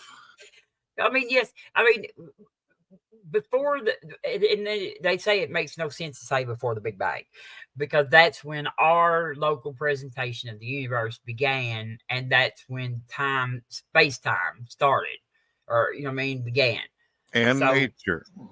And without nature, remember, when nature came into existence, then the laws laid down along with them. Laws of the universe and everything, like gravity and all that stuff began from the Big Bang, sort of. And so, but prior to that point at 14.6 billion years ago, when this expansion began, something existed that caused it. Either something caused it, or there was a causation. There was something there. There had to be something there. I kind of feel like I probably tend more towards the universe has always existed in some form or another. That maybe after it expands to so big, it'll finally all collapse back into the singularity, and then it will do it all again. I don't know. I really don't know. Yeah, that's fair enough. Yeah. Fair enough. But if you think about it, whether it recycles itself or goes back into this, if you think about what a singularity would have been like, it would have been a powerful ancient energy, powerful enough to create the universe, and it would have existed outside of space, time, and matter. If you think about it, that's the very attributes that most religious people give to God. Yes. So I will be right back. Miss Maud is here, and she can keep you company. I'm glad to see you, sweetie. I hope your day's been good. I'll be right back. Hey, Miss Maud. Hi, Missing. How you doing? Good. Can you guys hear Good me? evening. Hello. Don't mind me. I'm just playing some Halo 4. Well, I was trying to see who's the other people. Those other people. Did they have anything? I've just been talking away. Yeah, it's been interesting. I've been listening. And I'm gonna actually break ask me some questions, Robin. Oh yeah, I wanted to know more about yours. Okay, I have like a lady that I followed. Her name was Savannah.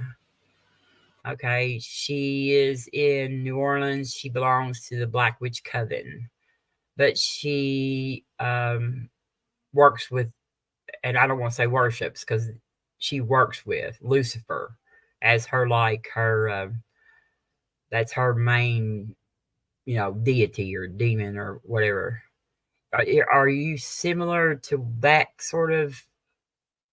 I don't really think she called herself a Satanist. I'm a Satanist. I'm Anton LaVey. I think she was like is it a Luciferian, maybe?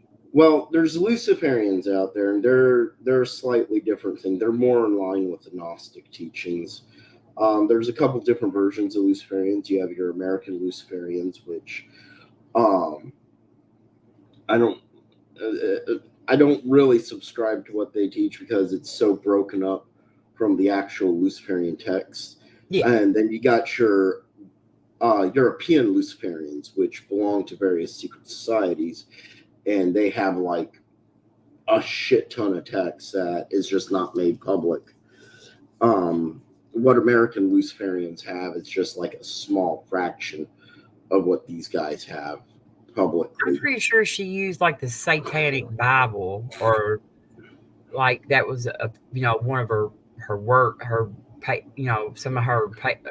Well, the Satanic Bible is definitely the gateway document that most Satanists read, and what it works as is it works as a mirror to ourselves. If we see ourselves already behaving and living our lives the way Anton LaVey describes in that book, then we just simply take on the mantle of Satanist. We don't try to convert or change who we are just to be a Satanist. No, she's really just, if you ever want to take a look at her, check her out on Black Witch Coven. And her name's Savannah. She is awesome. But I learned so much from her because, even though I didn't exactly work with her system, she did a lot. She gave out a lot of information on like writing spells and creating spells. I run an organization called the Satanic Cthulhian Society, which I threw a link out earlier from it to one of our pages. But if you're curious, I'll go ahead and throw the link back out. I like reading. I like learning stuff. I like, I like to know the different systems.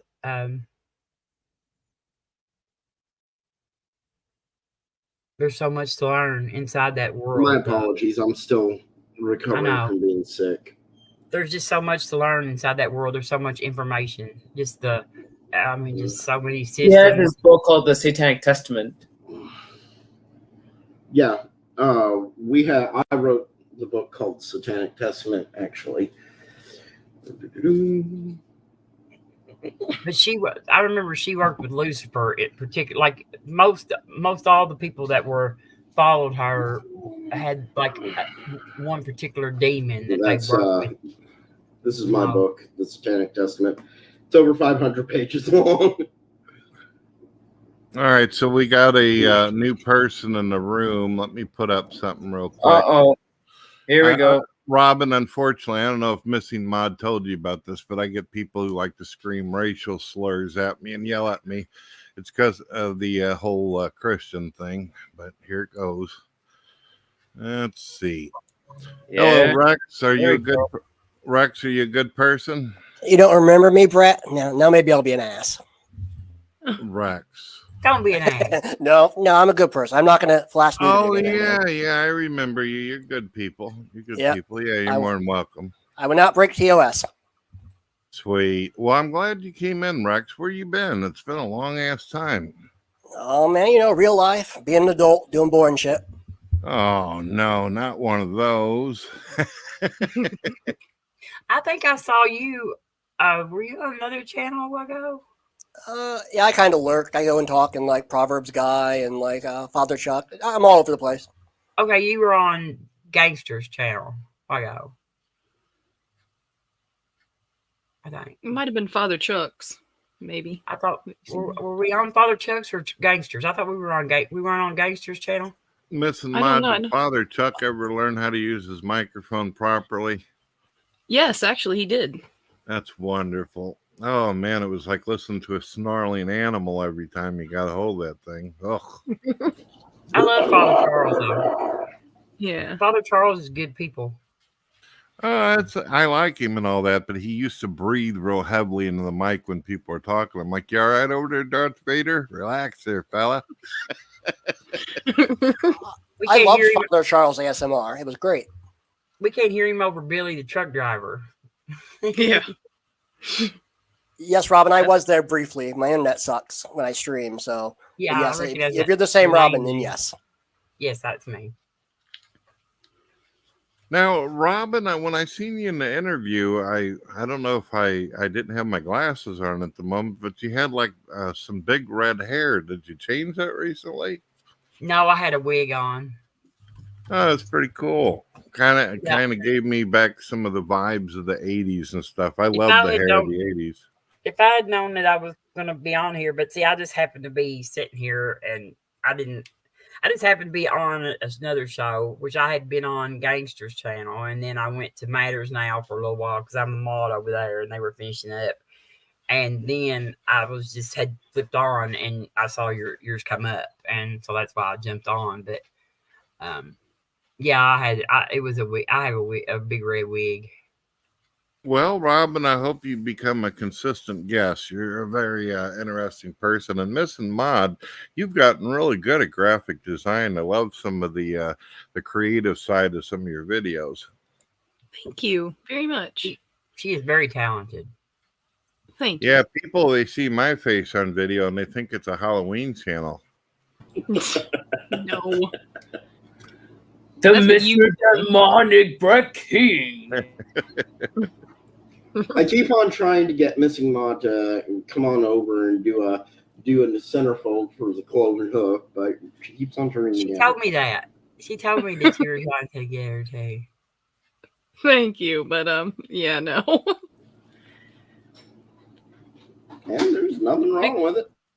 Big Bad Mama might. Hey, Big Bad Mama. My addition to Clover Hoof, Black Miller forgot to take his medication. I don't think that needs to be its own edition. I think that's every edition. I had to make a little joke out of it, all right? Big Bad Mama's great. So what do you think about spells and magic that intrigues you? I'd like to hear Lucifer on this as well. Well, spells and magic, it's just, I don't know. It's just been something that's, when I was younger, it attracted me, the whole notion of being able to achieve things that I had no control over beforehand. But I think as time goes on, as we study the occult and we get into it more and more and more, we become less enamored with the use of spells and sorceries in a ritualistic sense, and we more realize that we can incorporate it into our everyday lives, and that we don't need to do a big ritual in order to cast a spell or to perform any sort of sorcery or magic. It becomes second nature to us. Yeah, because everything has intention. I mean, I know lots of witches that cook, you know, and they see their cooking as their magic, you know, because they cook. That's my girlie right now. She's a kitchen witch. Yes, and she does all sorts of potions and tinctures and whatnot, and it helps. Trust me, it helps. Thank you. I'll tell you what, whenever it comes to cooking, I must be a destruction warlock because I'll burn ramen noodle. Oh, I love a lot of good food. Do you, like, Lucifer, what do you say a warlock is? Well, a warlock is an Anglo-Saxon word. It means, the original definition of the word meant liar, deceiver, traitor, all those dark connotations. But it gained a different reputation as well. A warlock became synonymous with a dark wizard or dark magical user that was a man. Hang on. Yeah, that's what I was wondering, because you know, like a lot of males don't want to be called warlocks because of that. Well, if they're like in Wicca or Druidry or general paganism, no, they should not be calling themselves warlocks, especially if they're not really delving into the left-hand path. Myself, as a left-hand path practitioner, I can call myself a warlock because that is what I deal with. I deal with a lot of the darker arts, the darker magical sciences, and so a warlock is more of a correct term. Have you ever done? And Robin, I got a question for you both. Well, actually, anybody can answer this. If you could be given one divine power, I mean, just anything that you'd be able to do, but it could only be one thing, and you would not have to concentrate, you would not have to do rituals. It's just something you'd be able to do at the snap of a finger. What would that power be? Only one thing, remember? Like all the time? Yeah, anytime you want. You could just look at something and make something happen. What would that power be if you could only have one? Transport. I want power Kilgrave. I would want to be able to transport. Contradicting. Okay, you guys spoke all at the same time. Robin, let's go with you first, and then Lucifer, and then Mr. Baller. I want to be able to pop from one place to another, like instantly. You know, it's called teleportation. Yeah, teleportation, transportation, whatever. That's what I would pick. Now, remember, when I say any power, it could be immortality, resurrection. It could be just anything that you can imagine. So you want to teleport different places. That would definitely help me get to the gas station to pick up cigarettes easier. That would help me get to Greece. That would help me get to, you know, just anywhere. I don't really want to live forever. I think that would get really, after everybody you knew had died, that would kind of be a really sad life. I always kind of like thought about what it would be like for the vampires, you know, how they live and just live and live. You would just, everybody you knew would die, and you would just keep living. I don't think I want to do that. Well, I guess Highlanders are out of the plan too, huh? Yeah. I kind of think that maybe that, you know, I wish we could live to be a little older, maybe, you know, maybe a couple 100 years would be, and stay in pretty decent shape, you know, up till around 150 or something like that. That would be pretty cool. That would give you a lot longer to see the world and do things. But I think. What about you, Lucifer? What would you do if you had the power? Oh, I'd want the power of Kilgrave. Now, Kilgrave is a character from Marvel Comics, and he has the power to compel people to do whatever he wants just by talking to them. He just simply asks them to do something, and they immediately do it. He doesn't want them to blink. They won't blink. He doesn't want them to go buy a specific drink. They won't go buy that drink. He just simply has to talk to them, and they do exactly what he says.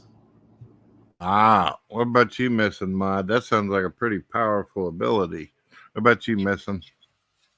Probably like I don't know. I was thinking like Mystique, where you could shapeshift. Would be fun, I guess. There you go. Well, you're gonna shapeshift too, Mom. What about you, Rex and Mr. Baller? Which one, me or Rex? Which one you want to go first? Oh, you go first, Mr. Baller, then Rex. Me, I like to be kind of like how the Ghost Rider summoned Hellfire. Yeah, the Ghost Rider. Spirit like of to ride a motorcycle and have flames coming out of your skull, huh? Yes. Oof. Well, that definitely would look cool for sure. What about you, Rex? I'd probably go with omniscient. Then I would get all the other powers by default. If there was a way to get them, I would know how to do it. Hey, that's pretty clever. That's a devious. That's cheating. That's cheating. But good one. Oh yeah, we got Bubblegum out there. Bubblegum, you gonna join us? Bubblegum wants to be a gnome. So, Robin, the teleportation thing, are you simply wanting that so you can basically go anywhere in the world you want? Yeah. Well, where is 3 places that you really, really wanted to see? I would like to go to Greece. I would like to go to Scotland. And I would like to go to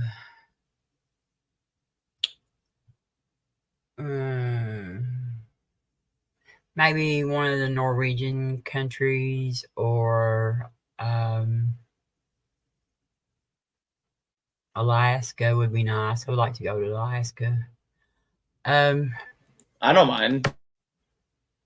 Well, why don't you find out how much it would cost to go to these places and what it would take to stay there for a little while, and then open up like a GoFundMe and say, look, I'd like to get out and see the world. I've never been able to do this. What? There's people that ask for really stupid shit on GoFundMe. I know. I'm glad to go to Scotland.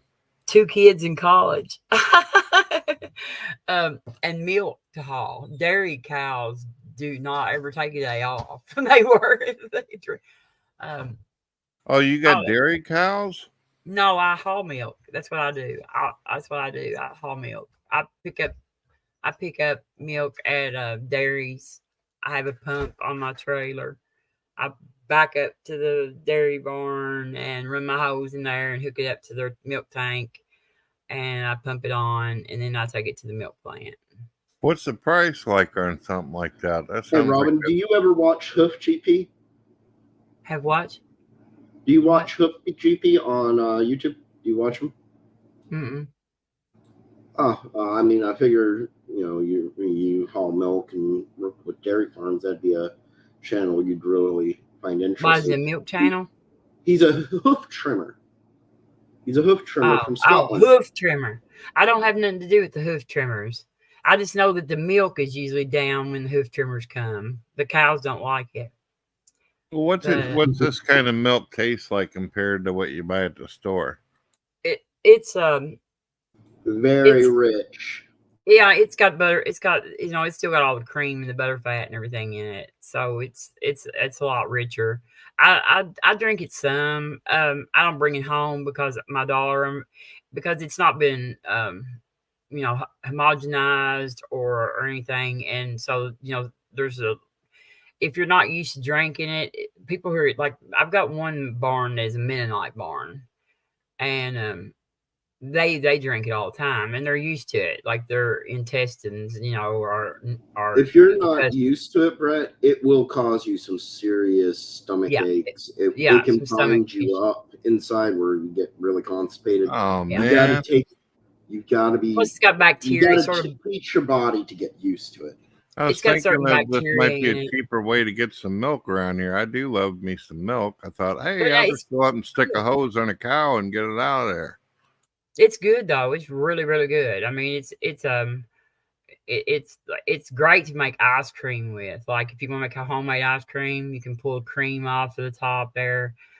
My pump actually that I pump with, sometimes, well, when I get to the plant and I take the pump apart to wash it, there'll be like a big old chunk of butter, like where it's pumped, Whoa. So much.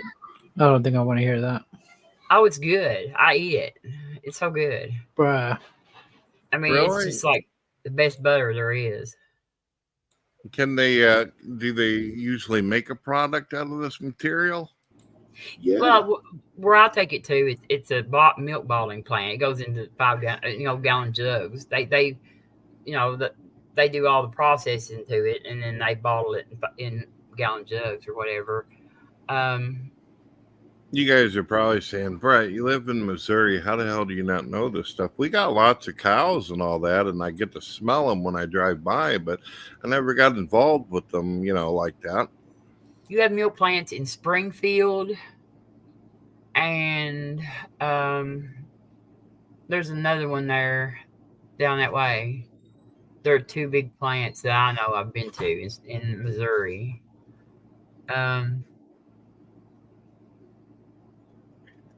trying to think of where the other one is, but I know where those 2 are anyway. There's one in Springfield, and I can't think of the other name of that town where it is. Hey, Sea Science, can we have a link to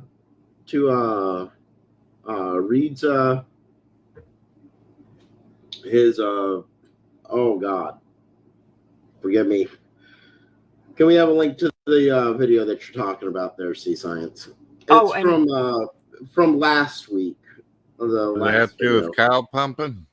And I don't know if y'all got it, but tomorrow Mark is having an open room tomorrow night. He's having a reverse room rumble, and it's he's going to have different topics every week. Tomorrow night is going to be on some definition of God. There's no particular God. He just wants to have discussions on what people think God is and stuff. And Brett, I don't know if he sent you a message or something, if he got hold of you, but I know that he was planning on inviting you and Lucifer in.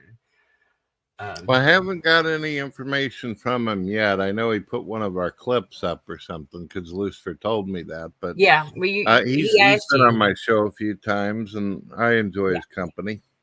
Yeah, well, he told me he was meaning to ask you. So it's tomorrow night. I'm not sure exactly what time. I can look it up here in a minute, but it's an open mic. It's going to be like a reverse, how he does the room rumbles, where he goes into, and he said that what it is, he's doing it, and he's inviting the people that he's invaded their rooms. So, and I know he specifically said that you were welcome to come. Well, I do appreciate that, but I gotta admit, it confuses me whenever non-believers want to bring me into a room where the concept of the discussions about God, because it's like, if you don't believe in God and you don't believe in an afterlife, shouldn't there be better things a person ought to be doing besides talking about something they don't think exists? Like, for example, I have subjects out there. I don't spend hours a day talking about Harry Potter, although I think it's interesting. I don't believe it to be real.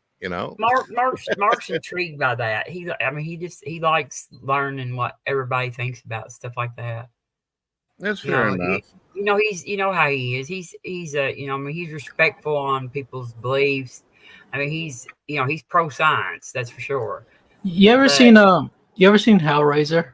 And how, like, in the first Hellraiser movie, they have this doctor who was a therapist, and he's psychologically treating the main character because the main character. That correction there, Darth. That was the second Hellraiser movie. Oh yeah, it was the second one. But he's pretending.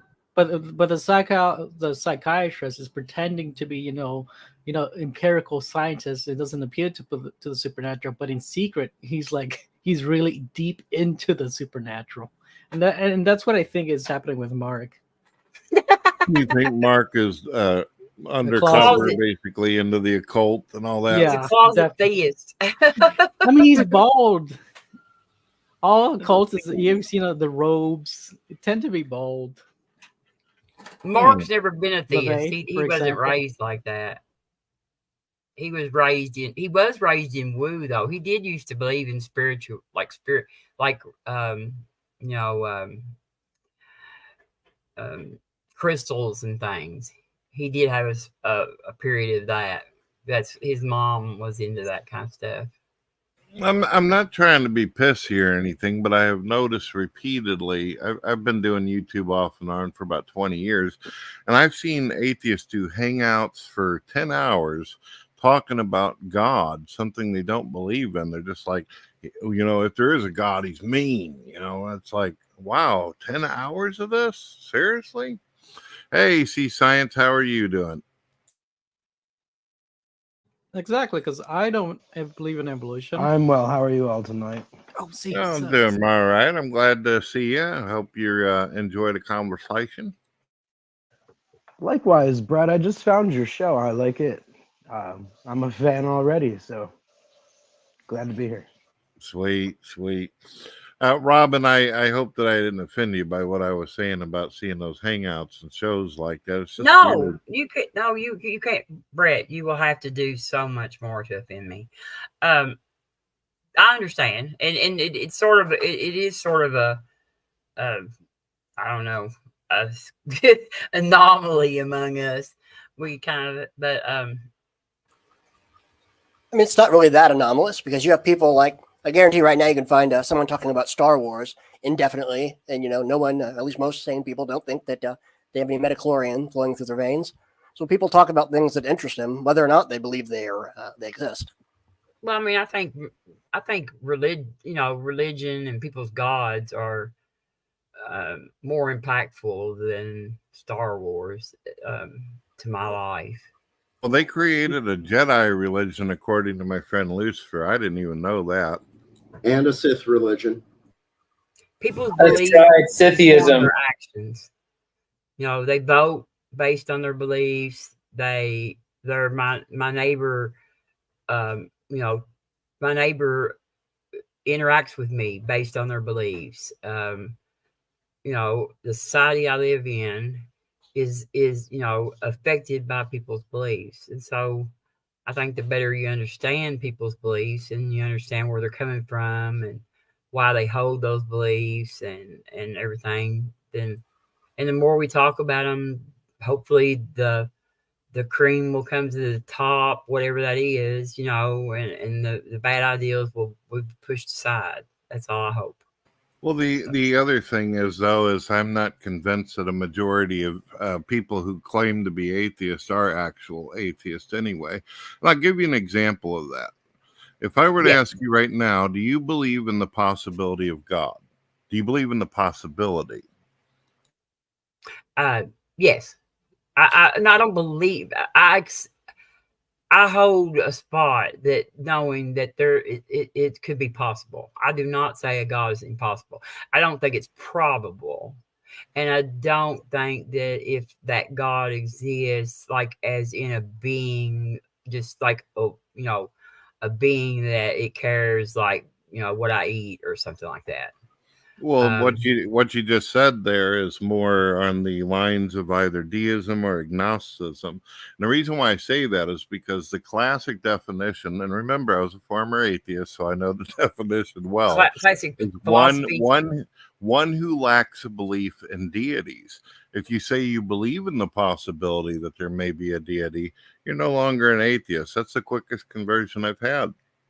I don't believe that they exist, but I do not. Okay, like classic philosophy says that an atheist is a person who says there are no gods.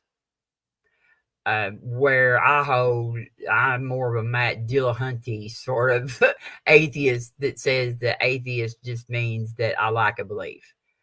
And but classic philosophy, you actually are putting forward sort of a positive claim of there not being a God, and right. I don't hold to that. But how does one be able to hold the statement, I lack a belief in deities, but I believe in the possibility of God? I hold a spot that it's possible. It's unfalsifiable. So I just really kind of look at it as there's just, I mean, until the skeptic in me has been trained to not accept the claim, especially, I mean, a mundane claim is one thing. If Mrs. Maud tells me she bought a new car, then I have no reason to disbelieve and not believe her, unless she's just somebody that has repeatedly lied to me. There's no good reason not to believe her. So I can believe that Mrs. Maud bought a car. But when you say there's a God that doesn't like me to eat bacon and doesn't like me to have sex with women, then I sit back, and that's a whole lot more for me to accept and believe without any evidence than if Mrs. Ma bought a car. As long as the God doesn't make any kind of rules, you'd be fine with it, basically. I mean, I don't care. I mean, if there's a God, there's nothing. I mean, it doesn't matter if I'm fine with it anyway. You know what I mean? And I'm like Hitchens, I used to say, and if heaven exists, I like surprises. But there you go. It's fair enough. Lucifer said he had a question. Yeah. Now, I keep on hearing this whole thing. Something's not falsifiable. Well, here's my thing about that. Why are we using this terminology? Why are we using this language? Because if something isn't falsifiable, if we listen to how it's being stated there, then that means it is definitively true. Am I correct? No. Please explain. If it's unfalsifiable, then it means that you can never prove it. You can never. I hate to say prove, because that's not really but you can never show it to be true.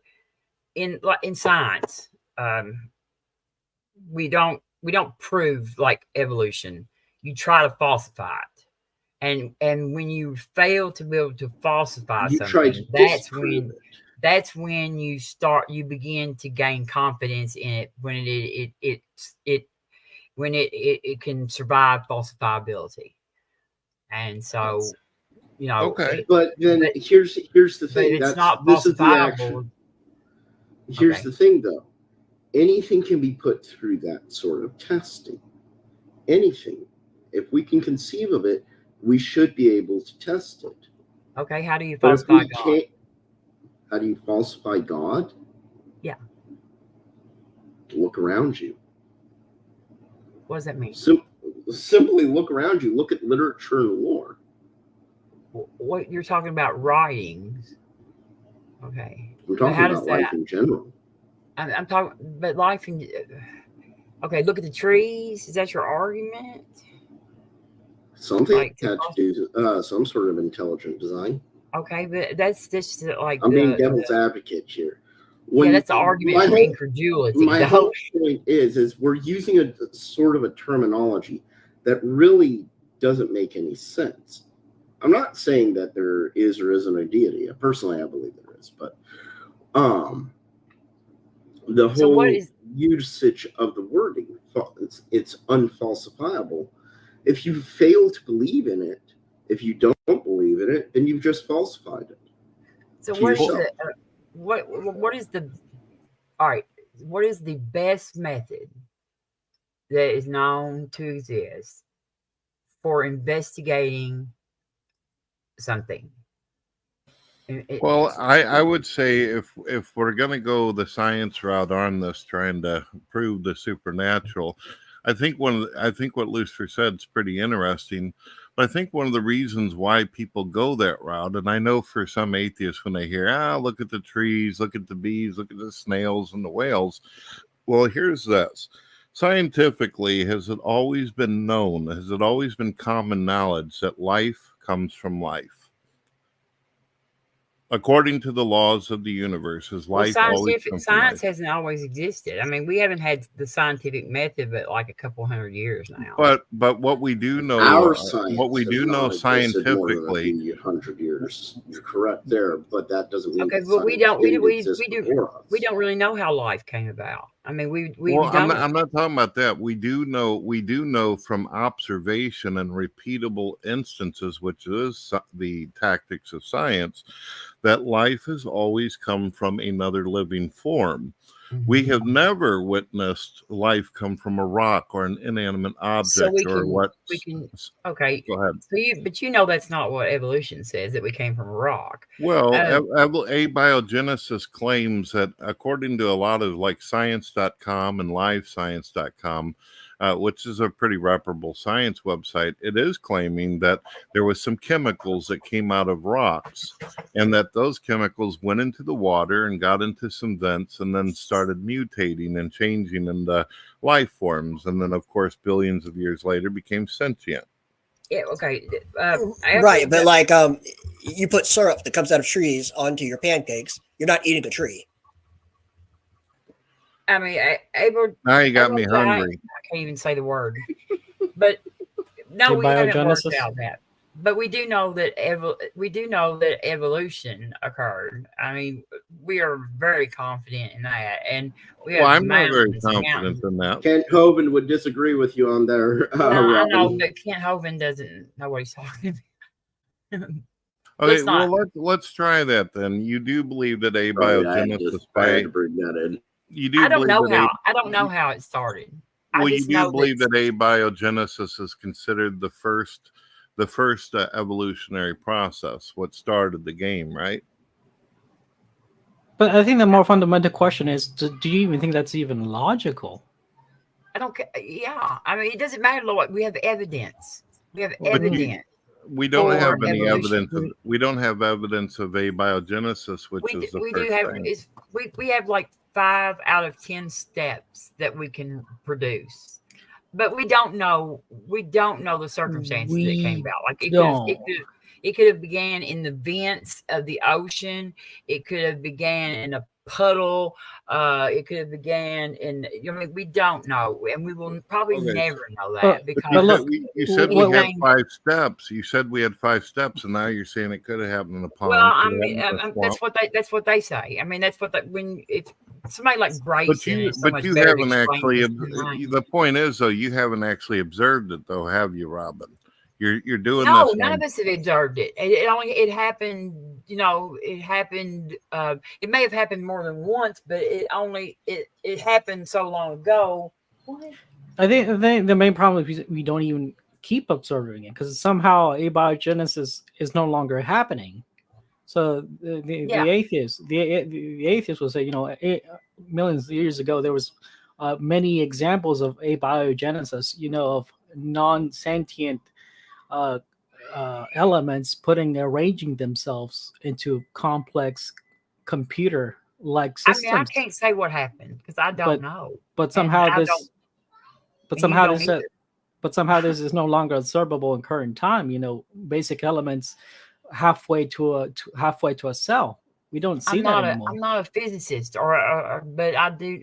I don't know how it happened. I know it happened.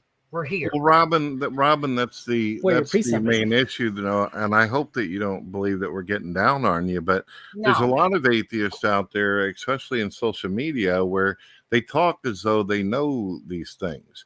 They talk as though there's so much information and so many positive assertions are made that there can't be no possibility or probability for God. And that's when things start having a conflict. You and we're having a great conversation, and I'm learning a lot from you. But this is the whole point. Let me share something with you guys real quick. Can somebody read that out loud real quick, please? Okay, and how many Christians have started to know? The probability that organic structures and the most precisely harmonized reactions that typify living organisms would be generated by incident is 0. Ilya Prigogine, Nobel Prize winning chemist. But we have a whole field of study about abiogenesis. The people who study it every day and work on it. So I'm going to say, you know what that means. Not everybody, not all of them agree with him. You do realize that if a bunch of scientists go into a lab and they create the environment and the variables and the conditions required in order to create something that looks similar to life, that still means that a mind was required in order for that to happen, though. You agree? Yeah, and you can put your God there.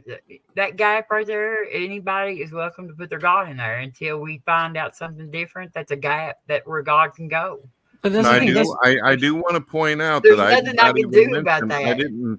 I didn't mention God in any of this, but you did, because you knew that there was a spot open there.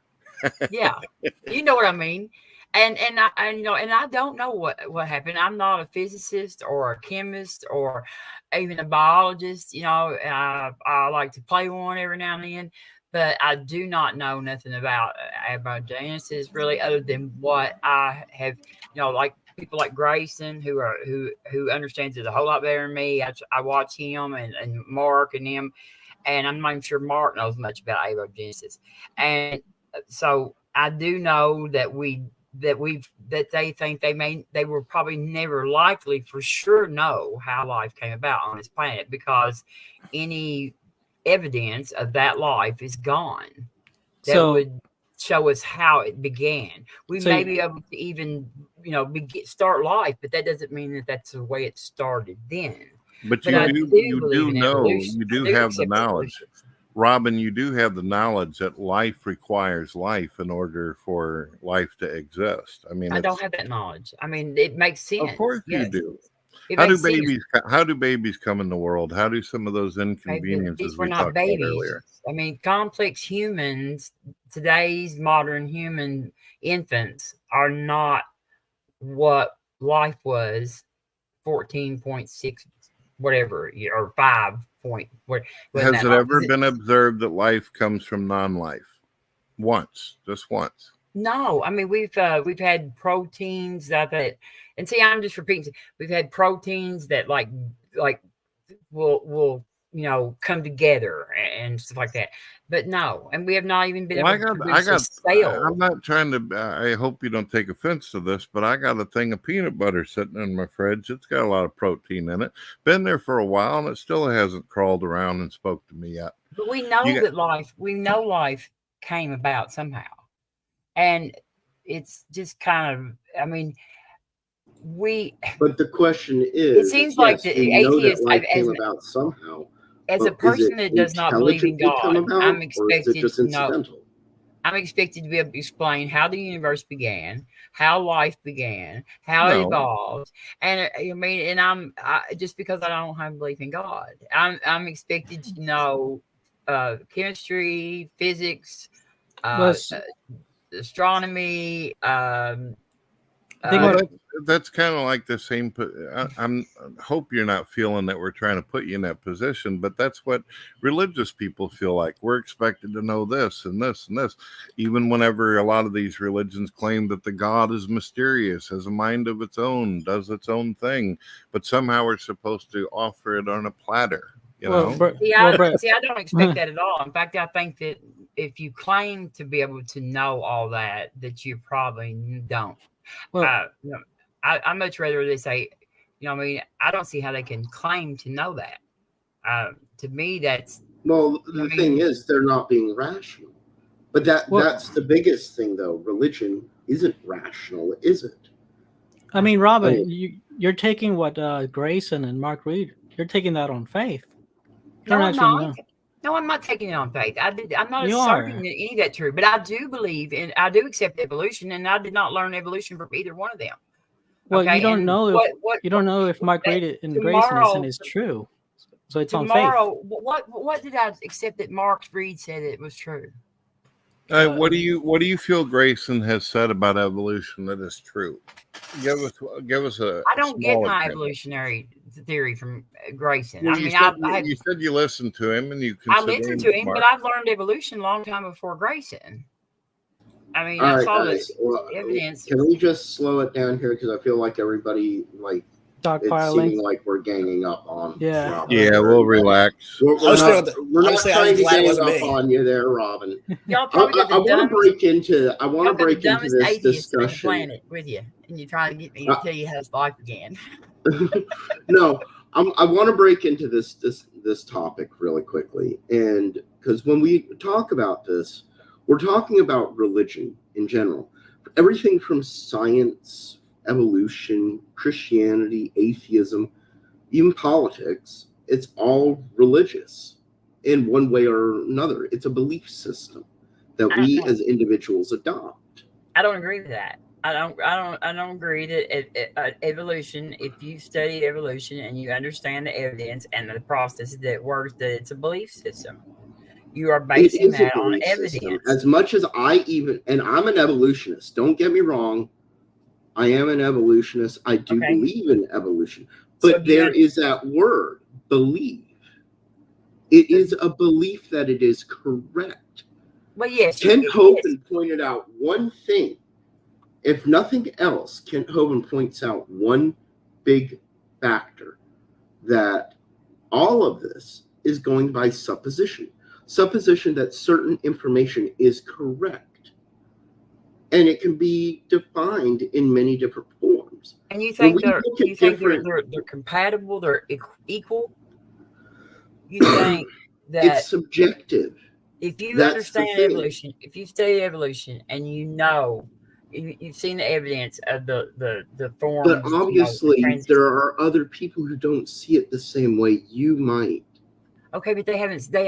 I don't believe Ken Hovind has looked at it that way. I believe that if you ask me if I come from a strawberry, that you are just flat out. Well, you said yourself you've hung out with flat earthers. And I do. Do you believe the Earth's flat? No. Okay. I think. But do you believe that they believe that the Earth is flat? I told them the cats would have already pushed everything off the edge if they were. Okay, that's a good argument right there.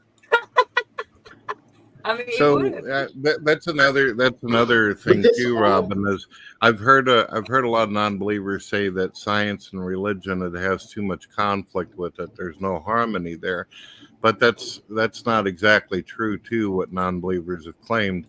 98% of the most revolutionary scientists throughout time have been theistic. Christian. They've either been pagan, Muslim, or Christian or Jewish in some sense. But they're not now.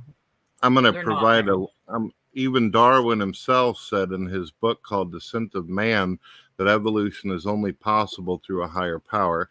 Here's over 1,000 quotes of scientists throughout time that spoke highly of God as well as of different religions out there. And that shows that. So you're saying that all the thousands of years before, whenever all this was come up, did you know it was actually a Christian who actually came up with the very tenet of science? Yes. You're aware that it was a Christian who actually came up with the Big Bang Theory. But I understand all that. Yes, it was a Catholic priest. Yes. So why do you believe there's some kind of conflict there? If somebody believes there's a higher power, I'm not basing my beliefs on none of those people. But the thing about it is if you go now and you go, and I'm just going to say this, but this is not why I don't believe because of this. But if you go now to the Academy of Sciences and you find out how many of them are theists, it's 6%. So it's a popularity? 6%. Well, we already, me and Mr. Bubbles and Lucifer, we already realize there's plenty of documentaries out there, especially like there was a film a while back called Expelled, where they fire people nowadays who even mention the concept of God. Even John Lennox, it's a documentary called Expelled, where constant people. What do you mean where? Like, where is this place where this is happening at?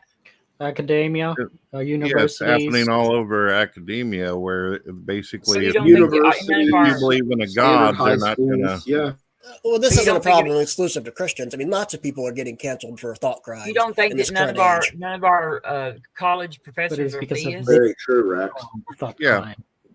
Yeah, there was a guy named Kenneth Miller out there that taught university classes and all that, and he believed in God, but he also believed in evolution. He believed that God actually got the process going, but because he kept mentioning God behind it, they ended up putting him out of there. Okay, he was making assertions that he believed, but I understand people want to put their God there, but there's no evidence yet to say that that's exactly where it goes. So you're justifying him getting fired, though. you're not teaching it correctly. But I don't know that person. But I know what's the guy's name, Brett? I'm gonna look it up so I can see why he was fired. I know His name almost is Kenneth every Miller. I know that, like I said, atheists are the least trusted over rapists in the whole United States. So I have a hard time believing all the college professors are atheists. Why? Well, I think why most atheists are not trusted anymore. Because most of the trust time, other atheists. I trust other atheists. Well, most of the time, atheists are the ones out there pushing stuff like legalizing pedophilia. No, we do not legalize pedophilia. Where in the hell do you normalizing normalize it? Well, Yeah, if you take a look at Brett, NAMBLA, for instance, Do you ever heard of NAMBLA? Have you ever heard of the Catholic Church? I have, and it's nothing and the compared to the Baptist NAMBLA. Convention. That's where the Catholic pedophilia Church, is. the Catholic Church does not teach to go out and molest children. There are pedophiles No, they that don't get into teach the it. church. They just pay But for NAMBLA, which for is the- actually founded by atheists, actually invented They child pay porn for magazine. what's founded by atheists? Brett, make actually crazy provide the links. Let's show some assertions clips. now. Sure. Let's back up the claim. Sure. Crazy stuff. No And problem. the Klan was founded by Christians. I mean, there are idiots on every side of the field. Okay, no Definitely atheists I not know gonna supports argue that point, pedophilia. Brett. And I know that Christians don't support pedophilia either.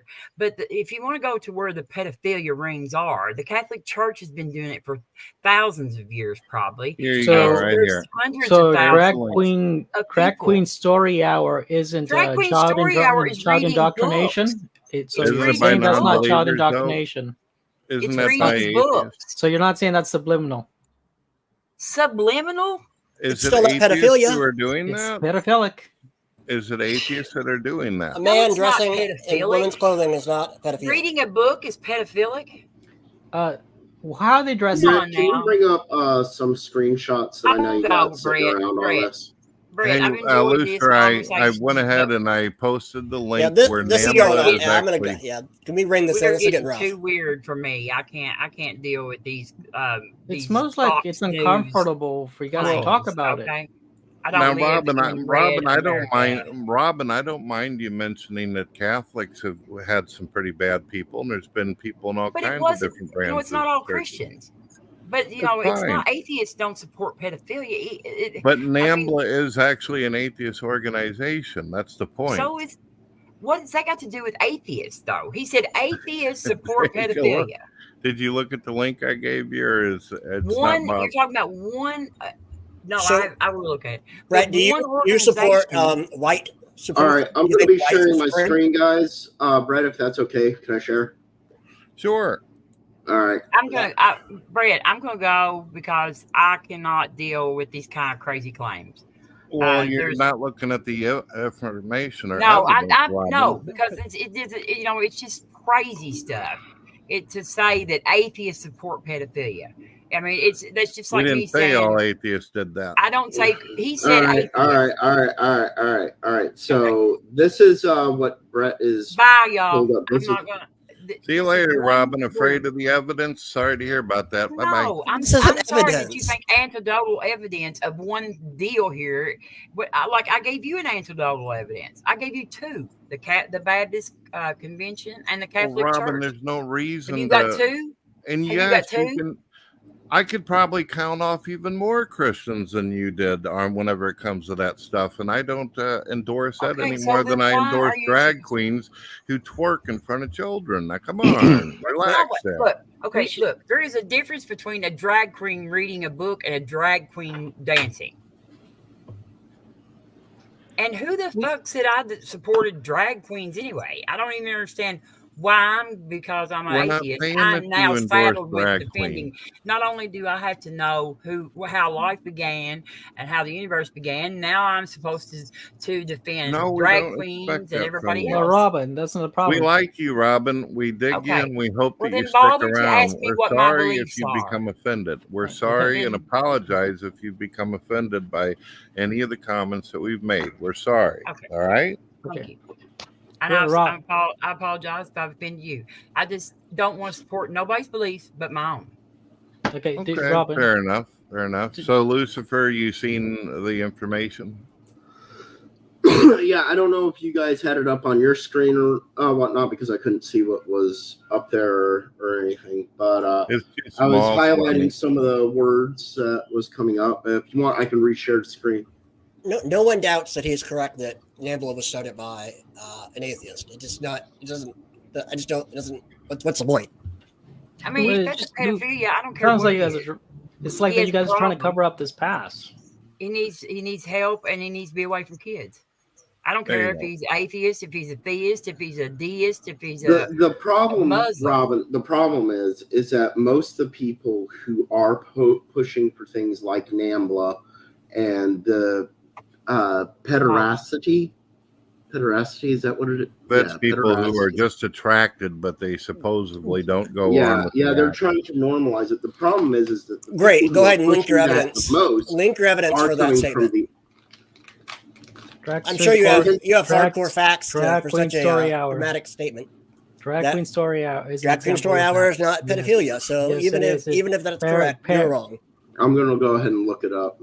Who is this person that's arguing? It's Bubble. He's a troll. I don't know why Brett's letting go. No, who are you? No, Bubbles was cool. Relax there, Rex. I don't know why you're getting all excited over there for. Bubble likes to aggravate me. I'm not excited. I'm just saying, if you're going to make outrageous claims, provide your outrageous evidence. It's not outrageous to state that. Evidence. Okay, I mean, most Christians like beating people to death. Most people in here who are trying to be rational realize that no matter what group you name, there's going to be blood on somebody's hands. There's going to be evil found in every group somewhere, some way. That's not what we're arguing about here. You brought up Catholic priests. We brought up NAMBLA. I don't think it would be a normal day if atheists and religious people didn't throw who's the worst out there for a moment. First. You got to do it for about 5 minutes at least. I think it's healthy.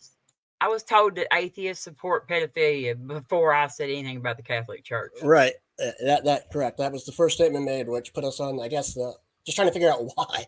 I'm not saddling you with all the baggage of every deist ever, so I don't know why you've saddled me the baggage of bad atheist. And that's what I was going to say, too, is Robin didn't even mention the Catholic Church until Lucifer kind of made that statement out of left field that all atheists support pedophilia or something. I don't know. But so I just wanted to say hi to you guys. Like, good Monday evening, missing mod. Just to be clear, I didn't say all atheists supported it. I said a vast majority of certain ones that are supporting it were atheists. That's what I heard. I didn't hear you say all atheists are like that. No, I didn't say you said all, but you said a vast majority, so you must have some evidence for that statement. That's all I'm asking. Well, the evidence that most atheists tend to do. I said a vast majority of the ones that were supporting it were atheists. He said atheists. I think people are mixing up what I was trying. There was no other kinds of defining terms. Atheists support pedophilia. That's what was said at first. That's what I thought I heard too. Yes, that's what I heard. That's exactly what was said. Atheists support I see pedophilia. Science, by the way. If that's how it came out, then I apologize. That's not exactly what I meant to say. I've been sick. I haven't been thinking right. Hi, Robin. Science, your microphone keeps breaking up. I don't know what the deal is with that. See Science. Oh, hi, See Science. Yeah, so we're all in agreement. Your belief on a deity or lack thereof does not affect your belief on how children ought to be treated. Correct? Right. I'm a victim of childhood sexual abuse. So am I. I've talked about it many times. Yep. So I don't have any, I do not support that at all. But I do not jump to the conclusion that is everything that's going on all the time either. I've heard a lot of people be accused that that's not what's happening. And then the people that they're not accusing of it are the ones that are doing it. I don't want to bring up the Catholic Church again, but I've had a lot of people I know who are Catholics that have hollered around about the Drag Queen Story Hour, but they're tithing a church that is still using their tithing money to pay the legal fees for the priest that molested the children. So I don't follow that I don't follow fear mongering news. I try to go with some sort of evidence on that. Well, besides the pedophile issue, did you check out the link I provided you with the thousands of scientists who have been theists? I know there have been. Probably most all of them have been. We ended up getting into the topic of religious people being fired. Mean, like one of the man who worked out the human genome is a Christian. You know what I mean? He's the one that discovered the human genome and you know, learned how to read the genome. He's a Christian. So I mean, the reason why it even got brought up is because you sounded for a moment there like you were stating that if a person believes in a higher power, this is going to conflict with science. No, I never said that. So you do believe that a religious person could be a great scientist? Yes. Oh, yes. All right. All right. Well, we got all that cleared up then. See, that wasn't hard. I think that the fundamental problem is that when you go into science, you're supposed to be neutral from all your viewpoints and just check the data. And you have people on every side. You know, I'll just say Kent Hovind. He's going to go in. He's going to look for ways to falsify and make his view correct. So he's not going in neutral. He's going in with a presupposition. He'll admit that. He believes the Bible is true, and he's going to look for that to be the case. And everything is a political scientist neutral? Well, that's the thing. You're supposed to be. Well, that's the thing. You're supposed to come in neutral, but you do not have to end up neutral, and that's the big difference. You can't be neutral, but you're supposed to get rid of as many biases as you can. You're supposed to work. Exactly. And I want to make a quick statement to Big Mama. No, I'm not backpedaling. If I misspoke, if I misstated something in the wrong order, which I admit I can very well possibly do, then I apologize for it. I accept your apology, and I apologize if I got ill with you. Oh, you're fine. You're fine. I don't mind being called out if I say something wrong. You know, if I say something wrong, like I did not mean to say every single atheist supports. You didn't say that. You just said atheists support pedophilia. That's all. There was no defining. What I had meant to state, what I had intended to state, is that the vast majority of the people who are pushing to normalize or legalize pedophilia is that most of these people identify as atheists.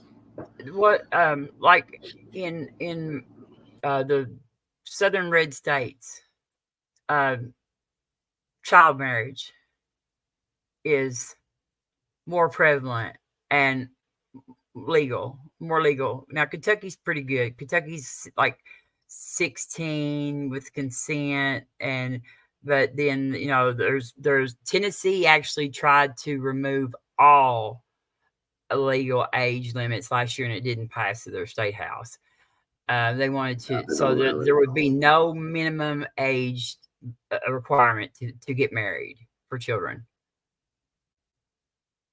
So I know what the Bible says about age of consent and about when a woman can marry. What's the Satanic Bible? Does it have an opinion on that? Does it talk about when a woman is able or becomes an adult? No, not in general. Mostly we state that, go by the country's laws on that.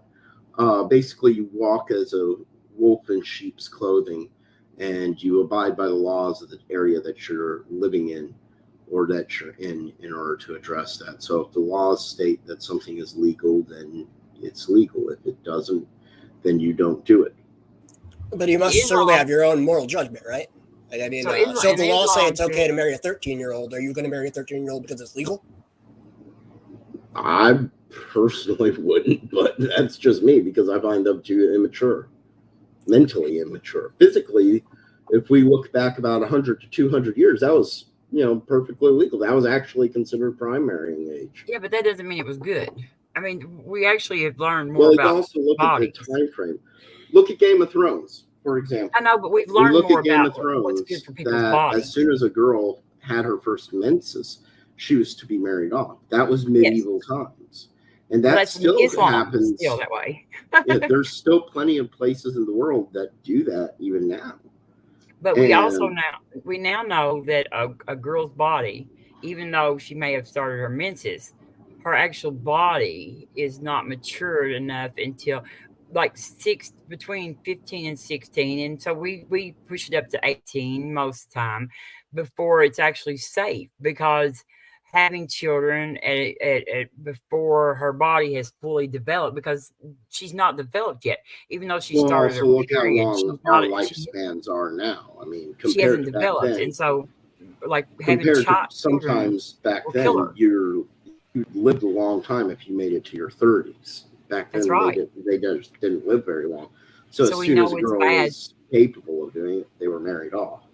We know it's I was going bad. to say, I know somebody who had a baby got pregnant at 12, and she that's her most healthy kid now. You know? Well, that's an antidote, though, Missing Mod. That's not a common. I mean, that's not the percentage of what happens. I mean, when in women, well, this actually deals with genetics. So the reason people when they get how long so for example, if somebody has a kid in their 30s, they are more likely for that child to suffer from sort of disease because mutations have accumulated. And so it's better for them to have it when they're 18, because they haven't infested with mutations. No, it's not. It's not better for women to have kids at 18. They're not even mentally mature enough, really, most of them, to have it's better when kids it's better no, genetically you're in. Like you're in better shape. When you get in your 40s, yes, in your 40s, yes, you have more chance of birth defects and everything. But the 30s, there is no warning. No, there's no warnings in 30s. The 30s is when you start graying. Okay, I'll kind of stick to my knowledge, It's not a troll. yours. Thank you. Well, Bubbles is a troll. That you gray? Your hair turns gray in the 30s? Yeah, you start getting gray hairs at 30s. I didn't get gray hairs till my 40s. Oh boy, you're wrong. Well, you guys are all lucky. I started getting gray hair. About 14. Yeah, I started getting gray hair around that. I got premature gray hair. I was looking like Richard Gere from a young man. I see somebody in the 32 when do look like 40. When do gnomes get gray hair? Gnomes, you say? Robin, you believe in gnomes? When you paint them that color, I suppose. Gnomes start developing gray hair at about 300. Are we going back to D&D? No, actual fairy lore. Look in Germanic fairy lore. They live for hundreds, if not thousands of years. They usually start developing their gray hairs at about anywhere 200 to 300 years old in Germanic lore, man. Yeah, that's generally gnomish culture, how they're determined to be an adult. They can get purple and green hair too, depending on if you play World of Warcraft or not. I love me a purple-haired pixie. I want a gnome. My grandmother, she got into all these like studying gnome books and fairy books. It was from this one particular artist, and this artist had a lot of influence on what was it, Jim Henson's designs for movies like Labyrinth.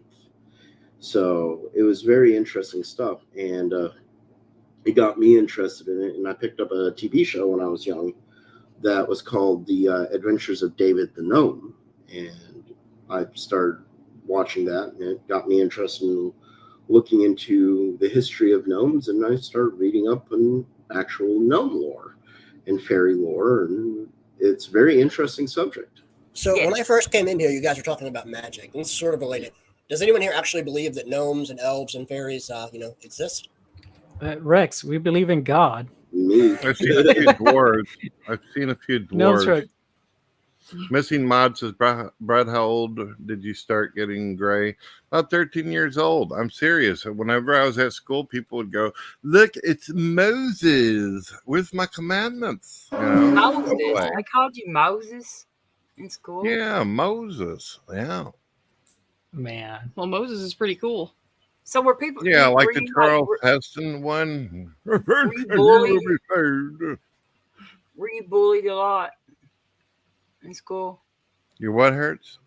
Were you bullied a lot in school? Well, before 13 years old, yes, but then I discovered ham sandwiches and Twinkies, and I grew to be about 6'4" at that point. Now I'm 6'5", so people were a little bit more concerned about messing with me at that point. Yeah, I bet. My dad's 6'5". That's how tall he is.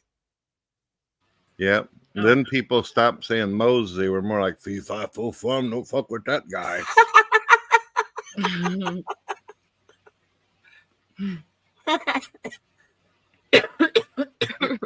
He said he was going to go to DAL one day, but people... when I put an M80 down one of their pants. He said people would mistake him as a dinosaur and try to ride him. Remember that, Brett? Yeah. That's right. See, that's like boys. See, boys, you know, boys don't actually, they start maturing later than girls. Like, you know, like they'll grow up to age like 21. They'll still be growing tall, you know, like height and stuff. Where girls are usually done by 17 or 16, like their height. My ex-wife didn't stop maturing until, well, she's still maturing. Well, there's always a, you know, anecdotal differences, but like the average, you know, I mean, she was in her 30s and she wanted to go back to acting like she was a teeny bopper. Oh, you're talking about like mental things. You know, my brother's wife had a gastric bypass, and after she had it, apparently women who have and men, they'll go through something called a second sexual adolescence, because when they lose the weight, they're unaccustomed to people finding them attractive, and so they have all this sort of sexual attraction from the preferred sex that they're not used to, and like a teenager, they flock for it. It does weird things. It is in our second one. I find that in that instance, most women who go through that, they develop this strange disorder where they can't keep their legs closed. Women hit their sexual peak at like 35, and males hit theirs 25. At like 18. 35. It's around 35. That's why, as a wise man, I've been dating older women since I was, able to. 35 to 18. So that was just, that's just another little private little joke that got played on us.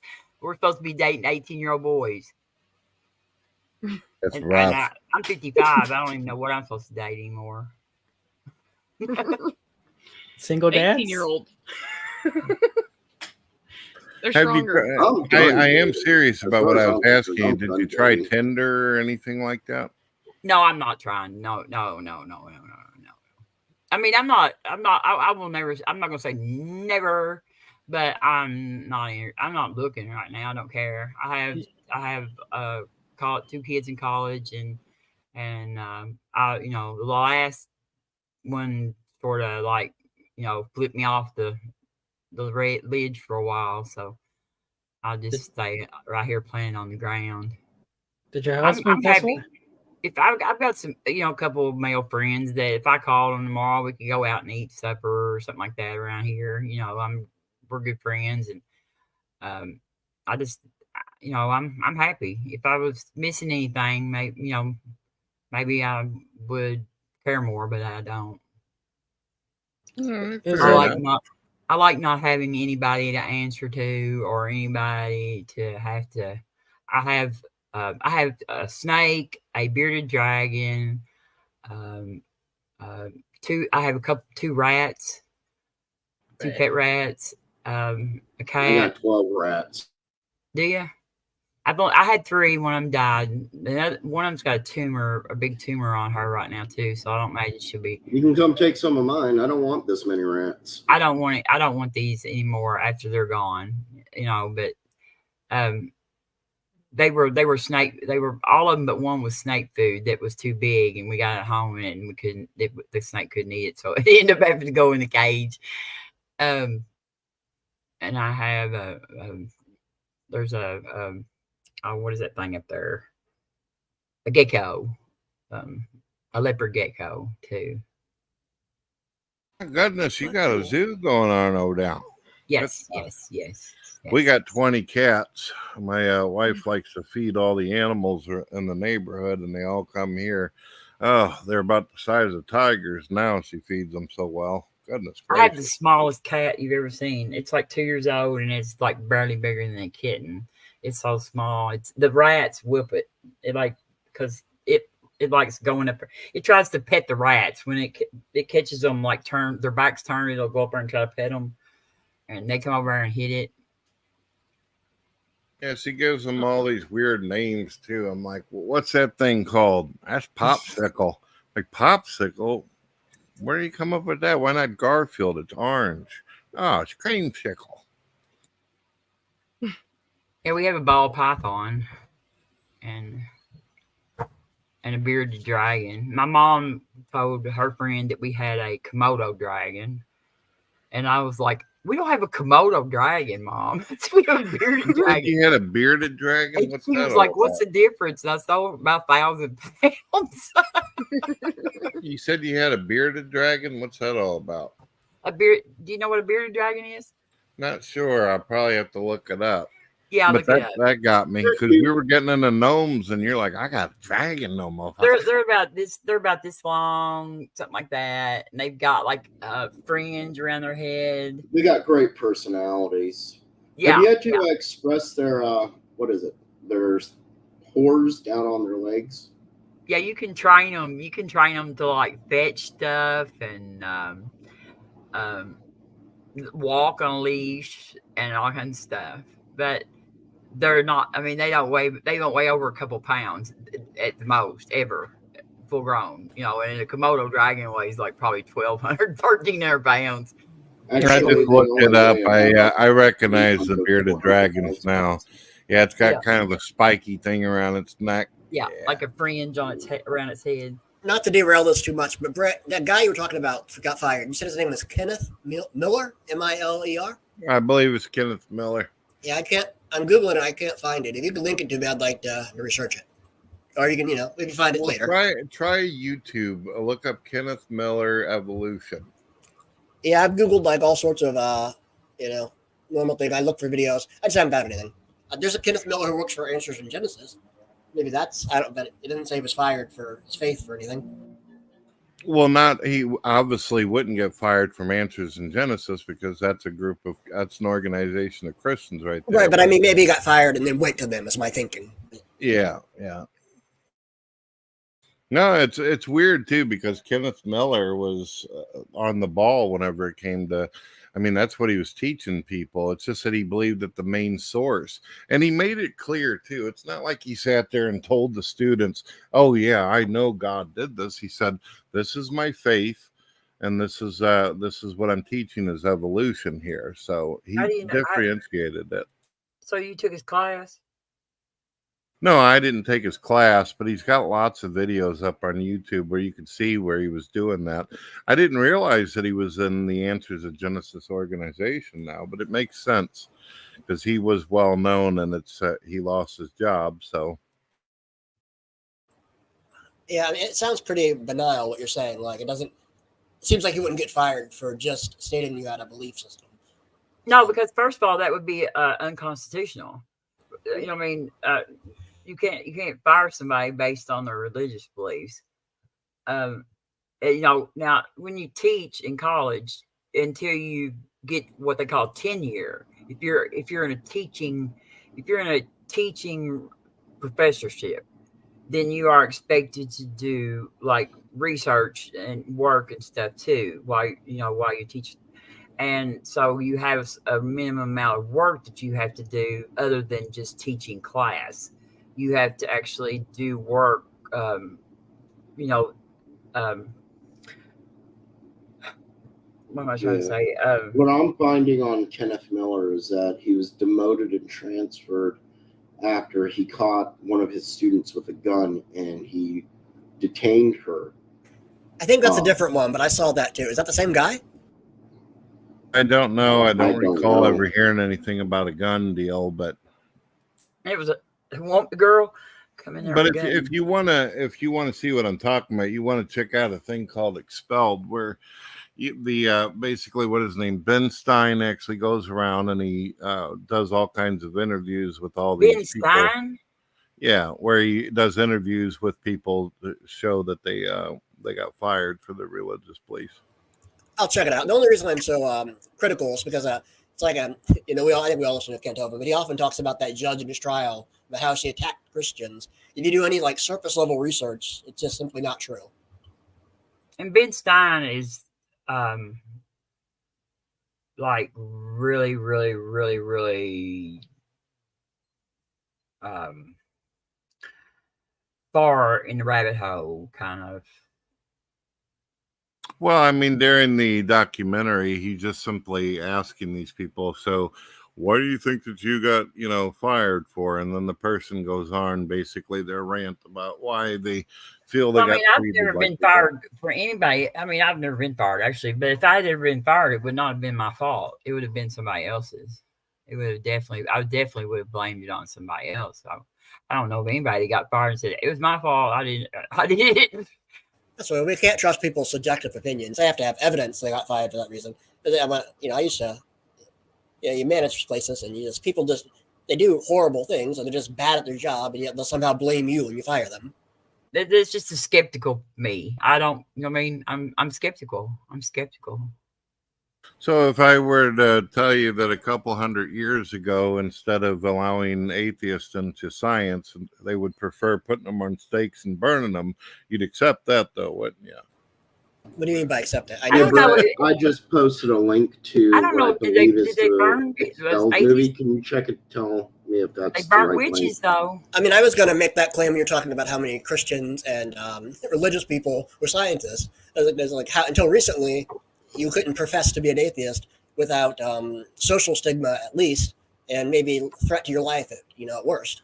Well, that's exactly the point. It's always been this way, where it's either atheist taking a spanking for whatever damn reason, or it's a religious person because they believe in a higher power. It seems to go back and forth throughout history. When has it been the religious people taking spankings? I mean, like, if it isn't religious people of the same denomination kicking each other's ass, that's true. Protestants against the Catholics. Religion. I mean, that's one of the big reasons why I was telling you earlier why I'm kind of slowly slithering back into theism, because I'm getting tired of arguing with people who have the same label as me because they don't think I do it right. You don't dance properly, sir. Get your ass out of here. Like they did burn witches, though. I do know that they burnt witches or women. They burn lots of people, but yes, they burn people for being witches. Well, the thing, if they were witches, then it's all right, because if there is a witch doing witchcraft, not only is she endangering herself, she's endangering the community. And as a person, Bubbles again. Tar. Yeah. Well, I can't say that I would endorse something like that, Bubble. They were also accusing people of being witches who weren't even actually in witchcraft. Yeah. They would just say somebody's a fucking asshole, let's burn them and let's have some barbecue today. That's bullshit. But no, this is like how does a witch endanger the society? Bubbles? Weren't all the people that got burnt confessions? No, Miss Law, they were forced confessions. Right, they might have been confessions, but it's confession by ordeal. So you suffer until you die. And don't if they tie you up and are pulling your fingernails out, how long do you think it'll take before you confess to something?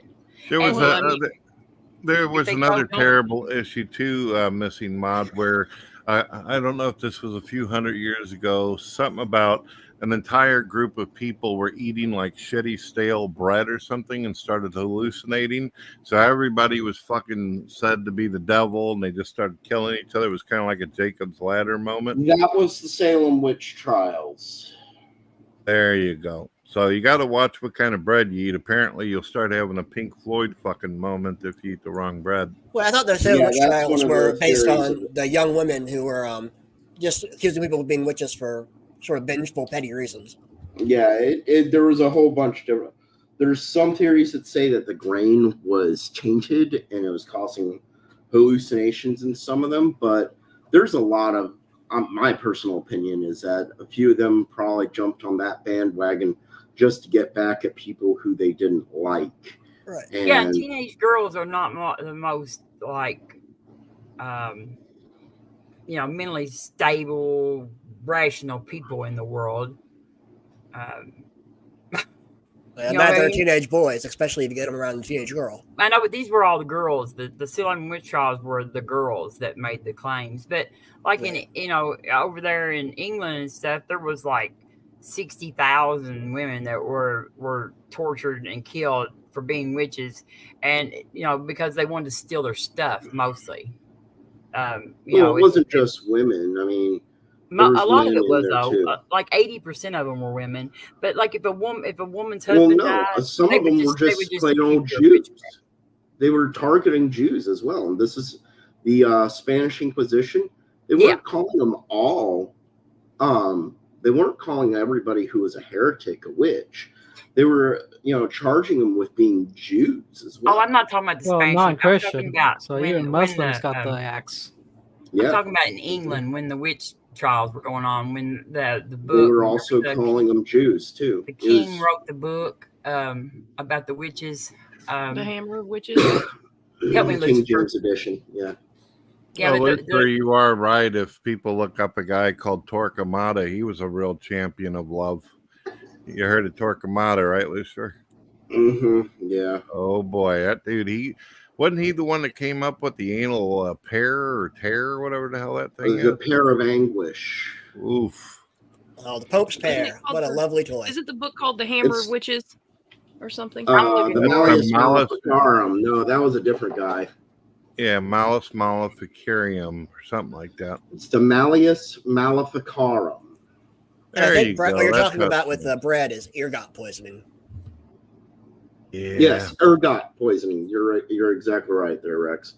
No, the pear of anguish. Ironically, it's still actually used in certain kinky groups today, though it's not quite so spiky. Yeah, I also think it doesn't get extended quite so far to where it rips you. Yeah, exactly. Exactly. They're much more careful with it. It's intended to be much more pleasurable than it was. I'd also assume it's not made of metal. Yes, it is. Okay, I assume. I'd be wrong. What in the hell? They're sticking metal up their ass? You're talking Wouldn't about that King be James's cold? books. People have been sticking stuff up their butt for all of time, Brett. Yeah, they'll take it out of the butt and put it in the mouth and extend it to break the jaw. All right, we went too far now. Let's move on. That was a torture back then. All right, I get it. I didn't want to Hey, go. Brett, did you check that link that I put out? Is that the correct link to the documentary you were talking about? Shit, if I try clicking on it, you put it in private chat, because if I click on it... I already did put it in private chat. All right, let me take a look. Oh, boy. Let's see. In form of a dialogue. Demonology. Yeah, this looks like it. At the end, Ben Stein actually has a full-on conversation with Richard Dawkins, and this is one of those videos that ended up making Richard Dawkins look like a jackass for a while there. Richard Dawkins is a jackass. Oof, that's rough. Throwing the old Pope of Atheism under the bus, are we? He's not my Pope. That's just what I call him, the Pope of Atheism. He's a uppity little British guy who is like lived in a very sheltered life, a privileged life, and I'm more of a I tend to fall more with Sam Harris. I guess probably he's probably the atheist that actually had more effect on me than any other one. Yeah, Sam Harris out of the Four Horsemen, he's definitely the most chill of them all, that's for sure. I want to ask, is it because of his voice? His voice. Your what hurt? You do what with a mop? No, it's not because of his voice. Is it because of the way he talks, all suave, calm and sophisticated, like a British person? No. Like Mark Reed, and I'm British and Porsche, therefore I'm right. Oh, Lord. With that all being said, is that suave? Is that what you think suave sounds like? Well, that's what I think they think it is like, because that's how it is. That's not what I like about Sam Harris. His voice. And some of my favorite people, like Rabbi David Wolpe, is a Jewish rabbi. I love him. I watch him a lot. And there is actually a pastor, but he's left now. But he's at the UU Church in Dallas, Texas, and his White. His name is something White. I like I listen to his sermons actually. Interesting. Every now and then. So I don't know if you ever had a chance to see that clip. There's a lot of clips of the Dawkins moment, but he was asked, does he believe that it's possible that we could have been planted here through something called panspermia? Yeah, the aliens. Yeah. Yeah. What do you think of that?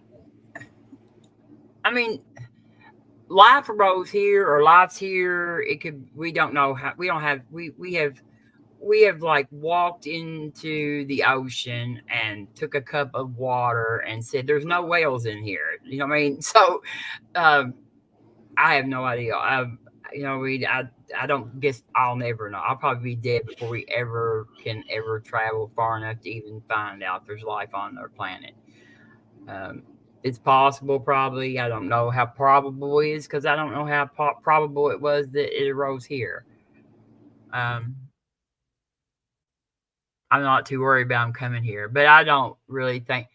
I mean, I guess if they were in one of the early galaxies, that maybe like time travel. I mean, just traveling those distances. But of course, early in the universe didn't take as long to traverse because this expansion is still happening. So I don't know. What do you think about interdimensional beings? I don't know that. I don't really understand dimensions at all. I get really lost when they start talking about space-time stretching and stuff that just kind of like gets right there in my brain and just kind of fizzles. You know what I mean? Does it ever cross your mind that you might be living or existing within some form of simulation? Oh, let's see. The Matrix. What is that called? Solipsism. Yeah. No, solipsism's different. Rex, are you still a simulation guy? Yeah, I still hold the belief that our current reality is a simulation. Yes. Oh, a simulation, but solipsism is like that, right? Like a brain. Right. Solipsism, I think, is where it's like you do not deny anything that exists except yourself. I think that's solipsism. I'll have to look. Let me look. Well, see, I was mistaking that for scaphism. See, like Sam Harris puts forth, which he doesn't accept this, but he says that it takes less assertions than theism about the simulations, because he says that in the future there will be more simulated universes than there are actual universes, and so we would more likely be a person that was in one of the simulated universes than an actual person in an actual universe or something like that. Well, it seems to me that if and I've heard actual Neil deGrasse Tyson mention that it's very possible that we could live in a simulation. But if we did live in a simulation, wouldn't that necessarily logically mean that there's a developer or a programmer behind it? Because usually, there has to be. Yeah, I don't know that it's possible. They see, and he's real bad about like saying stuff that's real dumb too. I mean, he's a really smart man, but he will word phrase things sometimes to where to where he's just so misquoted. I mean, it may be possible, but is it probable or is it likely? Is there any reason to accept it? Is there any evidence for it? No. Well, it itself is the evidence. I mean, how is a virtual reality created? For example, I'm just saying though. You can't accept stuff just because you can think of it. The thing is, it's not a matter of guessing. It's a matter of knowing. How do we know? I can't know that. Yes, we do. How do we know that the reality inside a video game is generated? How is that generated? We know how that's generated. That's not a guess. We know how ours are generated. Yes, We know how human-made things are generated. We don't know Yeah, how so anything here's a can be question generated for by everybody. God. but that shows what is necessary, what it must happen. No, it shows what's necessary for us. It shows what's possible. Is that what you mean, Darth? I don't understand what you're getting at either. Okay, for example, we know how No, a we don't video know. game. Yes, we do. We know how. We know how video games are made. Is what he's trying to say. Yes, yes, yes. We know We that. know now. how video games are made here by us. Yes, so we know. God can make a video game another way. Well, I believe we're in a simulation, but I don't believe in a God. So here we Not know in the same sense that everyone else who believes in a God does.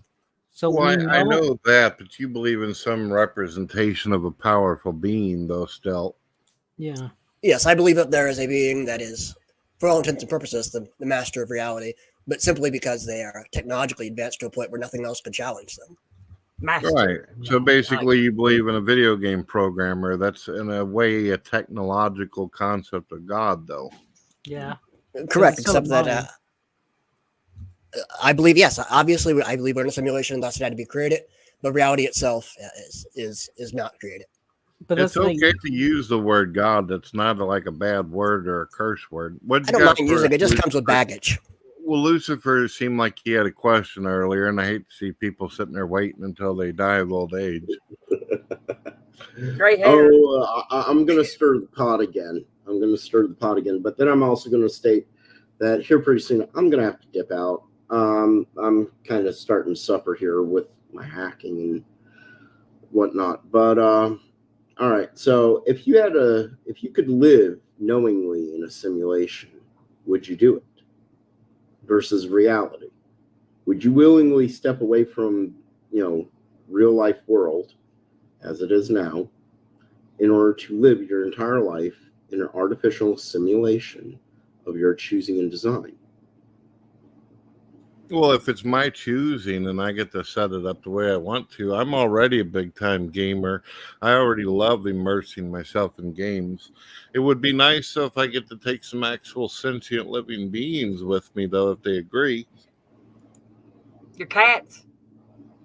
I could do with that, cats. That's more of a wifey thing.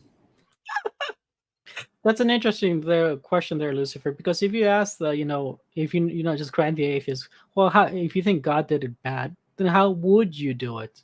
And there is no better world than what God has created, because their version of what is better is them just having a massive orgy forever and ever. Whose version? The atheists.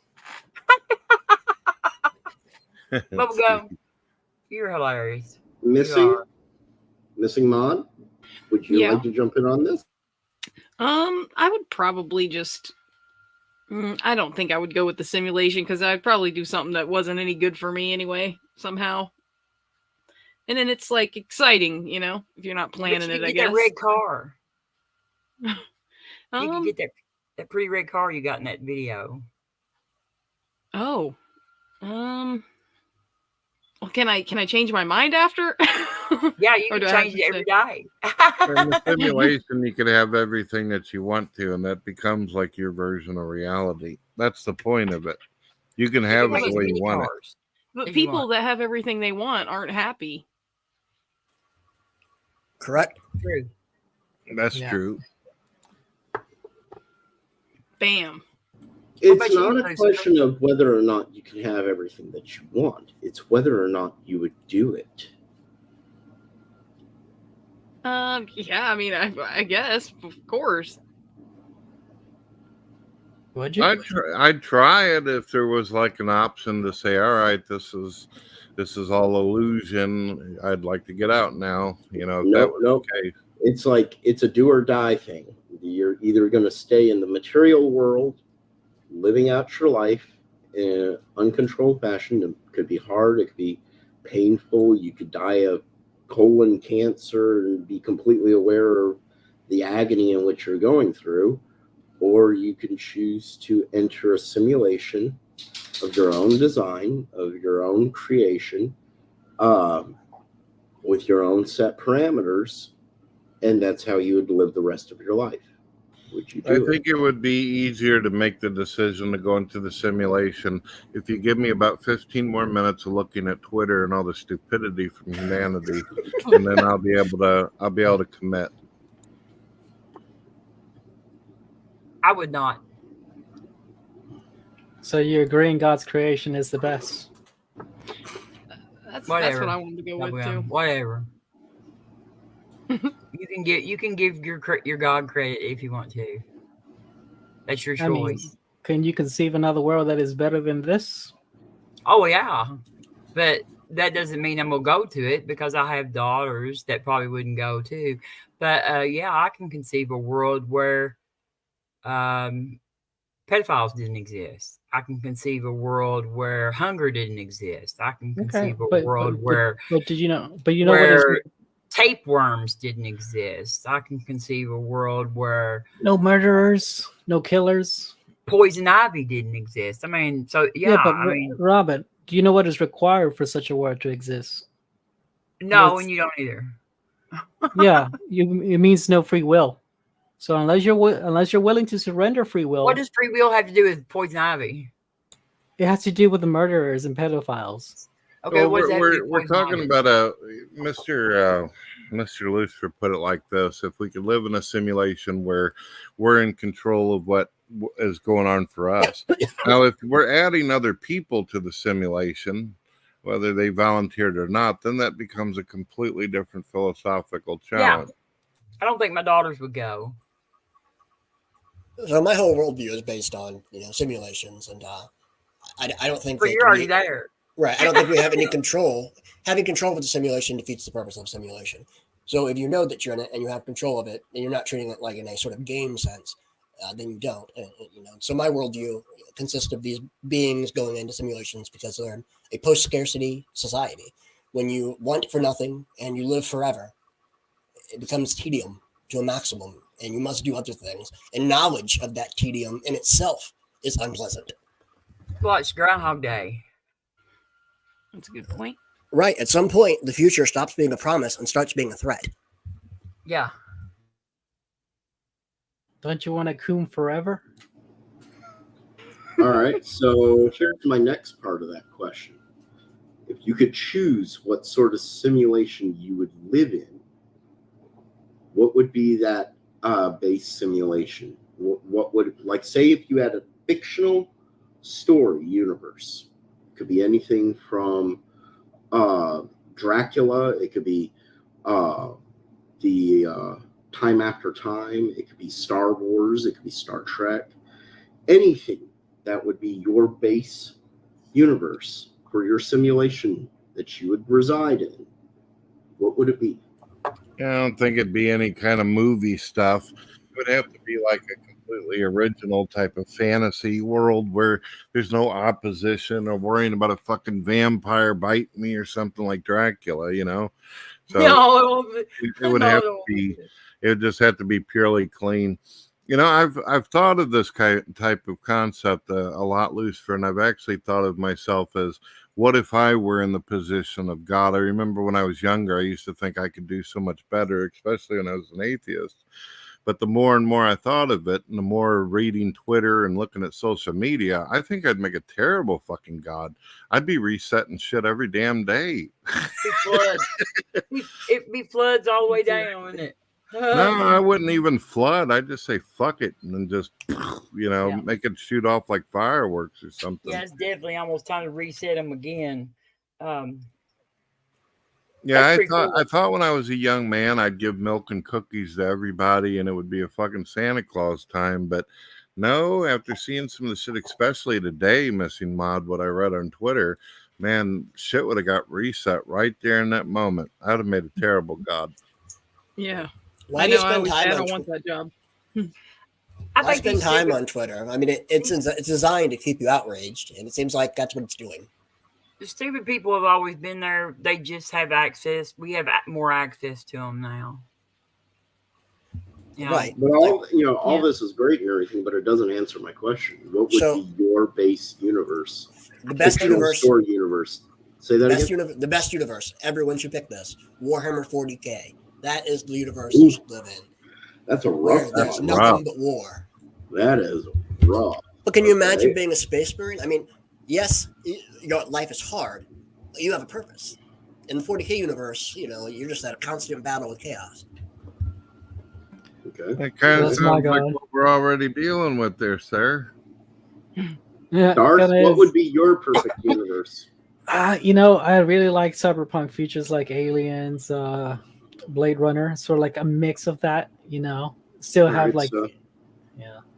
All right, so Blade Runner, alien type cyberpunk. Okay, cyberpunk. Okay. Yeah, with of course the aesthetics. Still have Ghost in the Machine. Okay. Missing? I don't know. I don't know. You have to come back to me on that one. All right, Robin, what would be your perfect universe that you would choose to live in? My cow hauler would be here. Oh. Yeah. And we would be maybe about 30 or 40 years younger. Okay, so it'd be this one, but you'd just be younger. Yeah, we'd have a cow truck. We have a big cow. We used to talk about hauling plastic cows. We was going to buy a truck and just haul plastic cows around. All right. Brett? What about you, Lucifer? You didn't tell us. I'll get to it. Brett? Well, I'd already said it would have to be some kind of original fantasy type of, Bambi without the fucking hunters. You know what I mean? That type of concept. But seriously, this is one of my big philosophies too. I thought of also going to another world, but if I can't take the people I love and care about with me, then fuck it. To me, it would be hell to not be with those people. So. Exactly. Can I derail the conversation for 30 seconds to talk about what you're just saying there? So I agree with you. It would be hell to be without the people you love, right? But in heaven, the Christian heaven, if the people you love aren't Christians, you spend eternity without them. So how is heaven good for you? I actually made a video about this a while back. It's one of the big things and stuff that's really, really crawled up on me because, according to some religious people, some people I love, because of the way they think or their philosophy, they wouldn't get to go. And they asked me how I feel about that. And I said, well, to be honest with you, I'd rather be destroyed through annihilationism than to not be with the people I love. I'm just being honest with you. Other religious people will tell you, oh, yeah, I'm hell with them, Who cares? I'm going to be so happy, no tears, all joy. How can you have all joy if you don't have the people you love with you, though? Yeah, I get what you're saying. I hear the people saying all the time how, well, I'll have free will in heaven. I'll be my perfect self. But, my brother, he'll suffer forever. But, I'll be perfectly happy. Well, then sound like you're yourself. So to answer people's question, Robin asked it quite correctly, is what would I choose? I would choose one of two base realities. The first one that I would choose is probably John Norman's Books of Gore. I don't know if anybody's familiar with John Norman. I read them all. Books of Gore. You don't live in a gore? The Alter Counter Earth. Counter Earth. Yep. Where men are men, women are women, and there it is a full society. Modern feudalism, I believe, would be a good description. Wouldn't you say so, Rex? Yeah, you do know that he's he's been canceled now because of his take on women in the Gore series. Like a lot of libraries have removed him from there and stuff because he's too misogynistic. But yeah, I still like the series. I just looked it up. That is a long-running series. Holy snap! Yep. I think he's still writing. Good choice, Lucifer. That or in my own world. I actually wrote a fiction story. I'm working on a sequel to it. It is probably one of the most brutal and violent stories around there. And I got pissed off at the Twilight series years ago for ruining vampires. So I wrote a vampire werewolf story that was heavily influenced by Norman's Books of Gore. And I wanted to piss everybody off and make everybody feel very uncomfortable. So I wrote a series called Gothos. And it takes place on another planet where you're following a guy from our not too distant future. And he wakes up on a planet ruled by vampires and werewolves. and they can't drink from a little cup or something. They have to drink directly from the source, and they kill whenever they do that, and they get pretty horny. So what do you think of the Masquerade, Vampire the Masquerade, that lore, that system of vampires? I love it. Oh, that's a really good one. Actually, I have the Book of Nod. The video game? around here. Well, it's a video game based on a book series, but it's a whole universe, okay. man. It's an the White RPG. Wolf universe is it's awesome. Now you're talking about 2nd edition, not 5th edition, right? I don't know what edition I'm talking about. I'm talking about. I read it when I was like in my 20s, so this is it's probably still going. a long time It's ago. still going. It's now not. White Wolf went bankrupt, and now it's run by a different company, and they have a 5th edition out, and they've changed a bunch of different things. The Samedi are no longer these rotting corpses. They're called the Hecate, and they cured their corpse rotting curse, and and there's the Thin Bloods are now their own clan. But it still has the same basic premise. Cain is the first it's still a vampire. continuation. You have the Pretenders. Okay. Mm-hmm. Yeah. Like I said, I have the Book of Nod somewhere around here. I mean, God did say that Cain would never taste death. I'll pass. So what's the second place? Lovecraft or something? No, I just described it. It would be my own book series. Ah. Yeah, it would be the Gothos series, and that's a pretty rough one. Basically, your food or your sex slave. And you wouldn't live in that? What do you want to be, the food or the slave? Think about it. If you live in a perfect universe, where everything was fluffy bunnies and everything else, you'd never be happy. You'd go insane. You'd reject the universe. And I think this is one of the best things that when Rex said that he would choose to live in the Warhammer 40K, it's a good example of that, because our minds, our mental minds, is wired to accepting the problems of society, that we're not happy unless there is a problem going on. This is why Twitter is so geared towards pissing us off. I'm happy about not being on Twitter and not knowing what's going on Twitter. Probably better off for it, to be honest. Yeah, I don't have a Twitter account. I hate the fact that I have a Twitter account. Somewhere between the fluffy world and that, though, there's like somewhere a median, I would think, somewhere like a spectrum of one. But that's why I would choose something like John Norman's Books of Gore or something like my own series, because in both series, a person can become something more than what they are now by their own strength and will of character, or they'll be crushed down by the very nature of the society that they're in. And correct me if I'm wrong about that, Rex. That is how Gore is. Well, I mean, yeah, John Norman or whatever, the main character has sort of an edge up because of that ring that he got that teleports him there. And then he keeps getting trained by the sort of the best people, and he sort of has plot armor. Well, he got trained by his dad, who was, from Gore and everything. I don't remember which book it is, but they're invading the city, and these guys are guarding the princess they're trying to steal, and they keep killing all of them. And one guy, they go in and they start throwing gold to people. And one guy just keeps taking arrows and won't take the gold. And eventually they accept him into the clan as a reward for his sort of determination. I forget which book. I haven't read all the books. I haven't read them all. Right. So they respect brutality and loyalty in that book series more than probably anything else. Yeah. Oh, Robin, I don't know if I had said to you earlier, we do things on Mondays and Fridays, and sometimes Lucifer do something on Saturday and all that.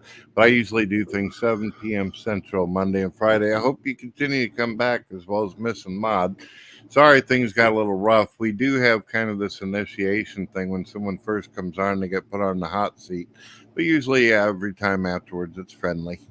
Well, I'll try to know the answers to everything in the universe when I come back next time. That's expected. That's expected. Well, After arguing with Christians online so much, I'll give you the free out. When they say they know something, they'll say God did it. So all you have to do is say nature did it with no explanation. I do want to ask Bubblegum a question. Shoot. Is there free will in heaven? Yes. That's why the angels rebelled in heaven. So when humans go to heaven, though, will they have free will? Yes, and there will be another rebellion. Sin? Will they be able to commit sin? Of course, and there will be another fall, and it will happen all over again. I thought heaven was like there was going to be no conflict ever in heaven. There is no happy ending. Yep, it's going to repeat all over again infinitely. The next Satan will be called Steve or Bob. The end only comes when you finally reach that consciousness of actually aligning your mentality as that of God's. Once you finally come into that knowledge and start thinking as the way God starts thinking, you will finally understand him, and then there will be no more animosity. There will still be violence because violence is necessary, but that violence will be done within knowledge and an understanding. So if violence is necessary, before God created anything, was there violence? Before God created anything, there wasn't anything but God. God cannot commit violence against himself. So then violence isn't necessary. No, the only violence is a product of creation. So it's necessary only if things are created. But so it's God's fault, though. Violence is because it's a product of creation. It's our own fault. Created it. No. Yeah. Violence is something you do. Free will is what it's a I think consequence. you're trying to say. Yeah, just because you do something bad doesn't mean that's God's fault. You said by go. This is the world God created. Okay, did God create your choice? No, right? God didn't have nothing to do with my shit, but I'm talking about your world. No, God didn't create your choice. Do my shit. I love that. You don't have nothing to do with my shit. You know, I mean, this is your world we're talking about, not mine. There is no free will, Darth. It's an illusion. There is free will. If there wasn't free will, then how did you say that? Where is the hard drive in your brain? Let's just all agree that we're all living in Azazoth stream. So your choices are either determined by something else or random. You got to remember, Bubbles, Rex believes he's in a simulation, so everything's predetermined. There is no choice. He's programmed this way. I mean, Christians believe in predetermination too. Milk, y'all. Calvinist. You gonna get some milk, you said? Yes, I've got to go pick up milk. I've got one farmer that he can't hold, like, tonight's milking and then in the morning's milking before I have to haul him to milk plant. So I have to go, like, pull some off. You gonna show me your lizard and rats next time you're on the show? I will try, yes. And also, if you've got some kind of, like, portable camera, I wouldn't mind seeing how that milk pump thing works. You know, you could make a big popular YouTube channel out of that. Mm-hmm. Your first short should be you eating the buttermilk or whatever you said accumulates when you're pumping. I never thought about that. Missing Mod made me an intro for my stream whenever I started. So yeah, I was wondering earlier. That's what I was asking is why what did you send it to Mark for? I thought he was supposed to show it on stream or something. He did. You didn't see it? I heard him playing it, but I didn't see it. He played it. It was just in that little bitty box. Oh, I didn't even see it. You said, I said, can I send this to him? You said yes. Then you were like, why'd you say that to him? I was like, why? No. You told me I did. I didn't mean it like that. I was just curious, like wondering why he wanted to see it. No, I sent it to him because I don't have no way. I didn't have like I've got him on Discord, but not gangster. And I knew he could play stuff. I don't even know how to do that. So I like going on Father Charles and Gangster's show, but every time you go there now, it's always about Stephen Bolin. It's like I cannot get away from listening to that. I just don't go anymore. Or Kent. There's a lot of stuff about Kent. Yeah, that's true. I guess when you talk every day, I mean, a lot of those guys are on pretty much every day. It's hard to think of something new to talk about every single day. But if Mark's there, it's about Kent. If Mark's not there, we don't usually do too much Kent. I only pop in sporadically, but I think I'm usually saying Mark. So. Oh, you're talking about Mr. Stoney, huh? I think he's got like some kind of dark sexual attraction. That's what it is. What do you think, Missing Mud? I don't think so. I don't know. To Kent Hovind? Yeah, it's not Kent Hovind. every time Mark sees a Kent Hovind video go up, he's like, "Oh yeah." No. Kind of love hate. I thought we all did that. You see those neck flaps moving when he's talking, and everyone getting excited. Well, that's not very nice. I love it. I love the Hawaiian shirts. I have neck flaps too. That's why I don't go on camera, Missing Mud. Sounds like you might be evolving some fins or something over there. It was nice meeting y'all, and I'll try to come back, Brett. Thank y'all, and thank you for coming. It was nice meeting you, Robin. Good luck finding the answers to everything for when you come back. Yes, Yeah. I need to start working on that right now. See you later, Robin. So Brett's gonna make my neck flaps all the present Lucifer, now. I hope you get feeling better. Go. Thank you very much. Bye, Miss Maud. Bye, Robin. Thank you for coming and hanging out. Have a good evening. See you around. So, Lucifer, you might have answered these questions in a previous stream. You said you were suffering from being sick. In the Satanist worldview, is there a point to suffering? Say that again? So, in your particular brand of Satanism, in your worldview, is there a point to your suffering? Is there any goal or anything to be learned or any moral lesson from your suffering?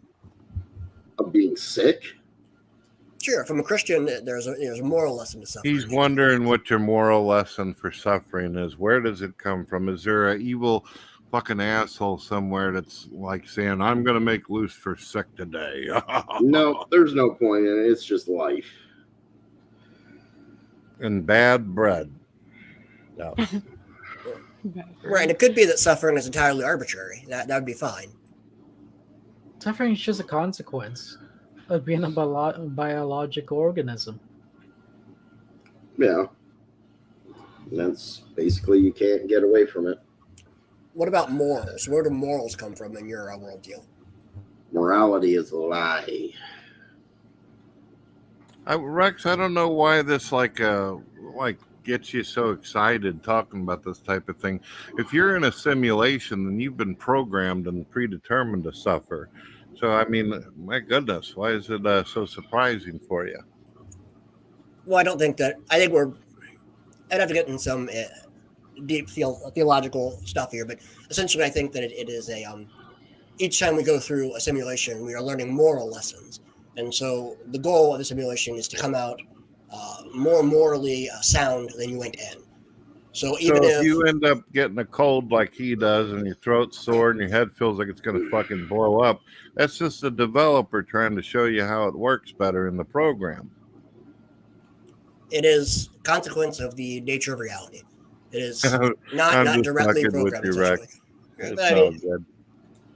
Rex. So, Mr. Lucifer, you needing to get you some dinner and all that? You were saying that earlier. Yeah, I'm going to have to get off of here myself. I was figuring, we've been going at it for over 3.5 hours and whatnot. And unless there's any more decent topics that we can bring up right now,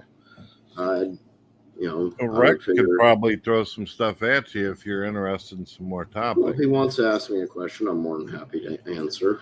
So when you say morality is an illusion or facade, what do you mean? Morality is a lie.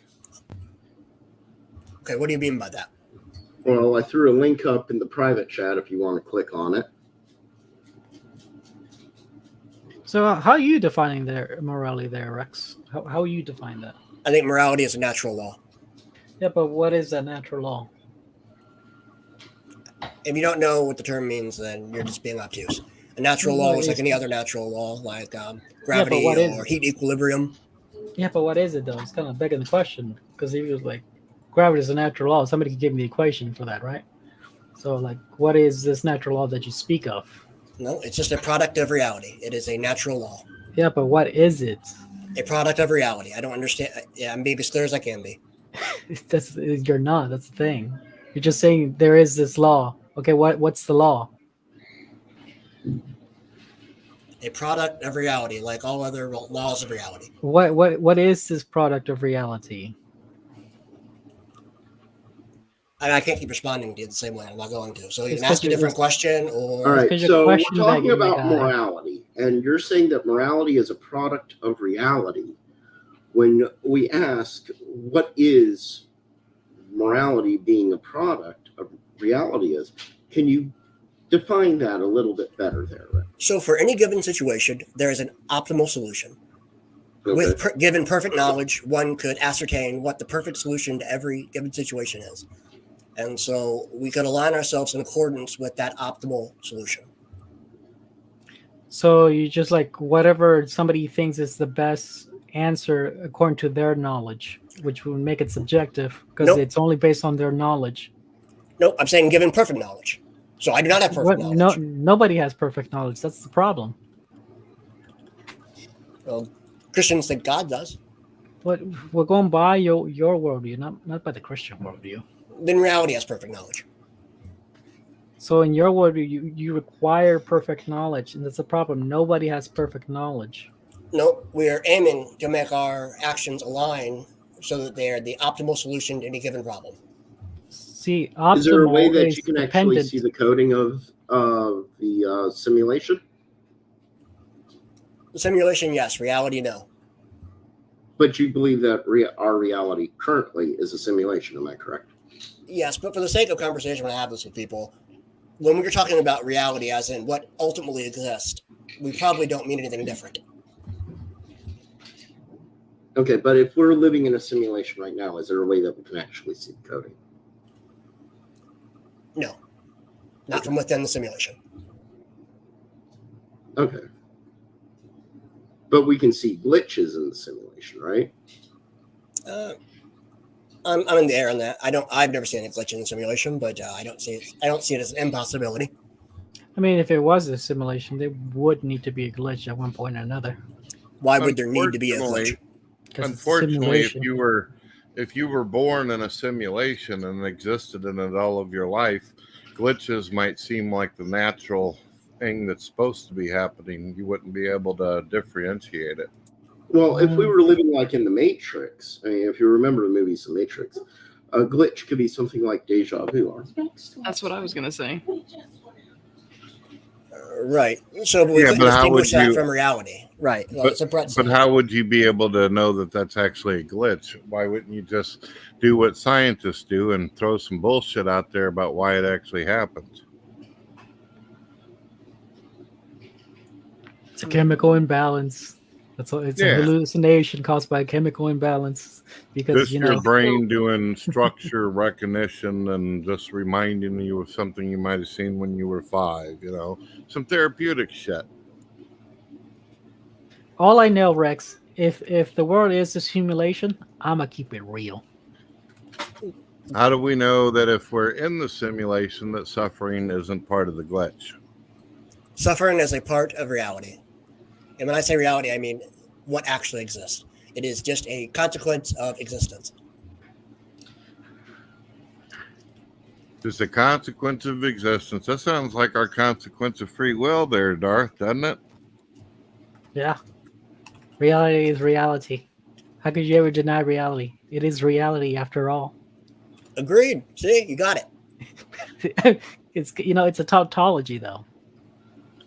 All faiths come down to a logical fallacy. It'll either be a tautology or a circular argument. You cannot have a faith system without one of those two logical fallacies. The question is, what is the reality, though? What is the reality is the question. No, we just don't accept.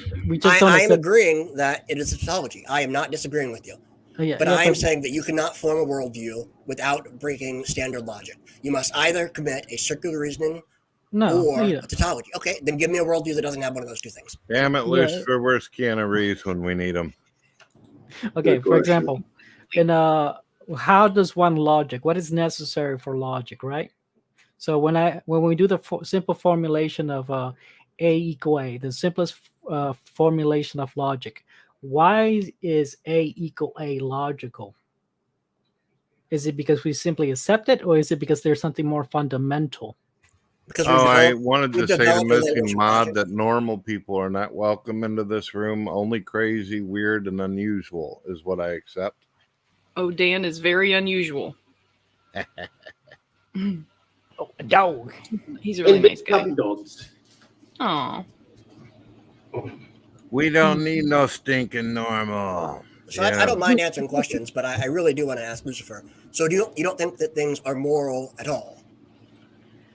Well, no. I mean, morality is a lie. It's a fictional concept that is actually constructed by humans in order to excuse their actions into making something perfectly justifiable or unjustifiable. We were talking about this earlier when we were talking about how certain groups of atheists were trying to normalize pedophilia. And, Brett brought up a few things, and people misunderstood what I was trying to say, and I do apologize if I came off wrong and said the wrong thing. I didn't mean to. But the fact is morality is a lie. And if you look in the link that I threw up in the private chat, it goes to our website for Satanic Thulian Society, and it selects Satanicus, the law of the Satanists. And the first law states morality is a lie. Morality is a pretty lie told by society in order to hide behind the facade of social acceptability, and at times to escape one's own responsibilities. Interchangeable it is at any moment and in any culture to escape the wrongdoings by making them the moral and social rights. Mm-hmm. Now, Mr. Lucifer, I wanted to provide something for you. I should have gave this to you earlier. It's called Gab AI, and it's untouched by the woke assholes out there. It's completely raw. It'll tell you your What answer. is it called? It's called Gab AI. I put the link in the private chat. So if you were to go over there right now, while you guys were actually talking about all that crazy shit earlier, I typed in what groups of people or organizations are trying to normalize pedophilia, and believe it or not, you were on the money. It's actually all you got to do is type that in. It'll tell you the groups that are doing it, and it'll do it in seconds for you. Okay, Okay, let me go ahead and share my screen so we can all see this together. Okay. Okay. You understand prompts, right? Yes, I do. Okay. Good. While you're doing that, let me ask you a question. If I murder someone for pleasure, I accept that's probably a wrong thing to do in my worldview.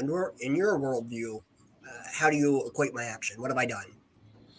Well, hold on. Put up something where it says name organizations, groups, or communities that are trying to normalize pedophilia, and it'll bring it up for you. They'll start naming them off. Now, what was your question? If he killed somebody for pleasure. Right, or own another human being as property. So I own a human as property. In my worldview, that is always wrong. Why is it wrong? I'm asking a question, Bubbles. Stop. I'll answer the question later if you like, but I would like my question to answer it. As you know, but it's your worldview, though. But I'm not asking my worldview. I'm asking someone else about their worldview. No. Well, as far as my worldview is, we should do unto others as we want done unto us. And if you do unto others you want done unto you, then you won't enslave people, you won't rape and murder people and all that kind of stuff. So it does become tricky, though, because I know you'll probably go into what the atheists normally do. Well, what if God tells you to do something? Well, we'd have to have a discussion what the justification is for it. I'm not so quick to pull up a sword or a board and to start pounding people. I got to have good reason for it. What about you, Bubbles? Okay, well, can you guys see my screen? Yeah. I said, name organizations or groups or communities that are trying to normalize pedophilia. And it responded that there are no organizations, groups, or communities that can be definitively and conclusively said to actively be trying to normalize pedophilia. Any claim to the contrary should be treated with skepticisms and require thorough investigation before being accepted as credible. All right, try this. Try just putting what group or groups out there are doing it. Don't put the community and all that other stuff, just groups.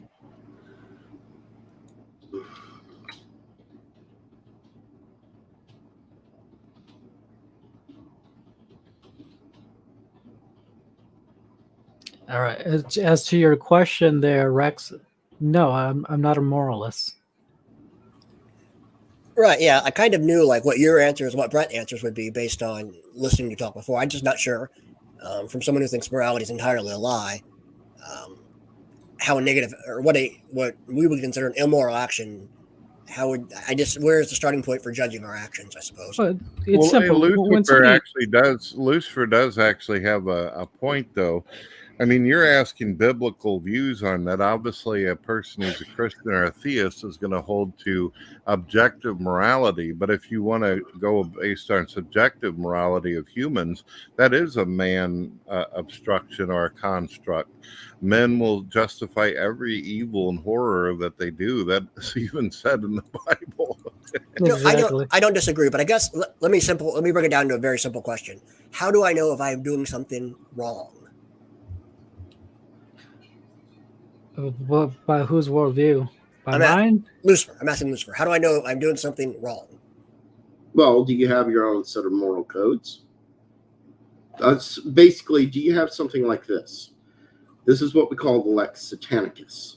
This is our code of ethics within the Satanic Thulian Society. So then I could come to this and judge my action versus this and decide whether or not my action is wrong.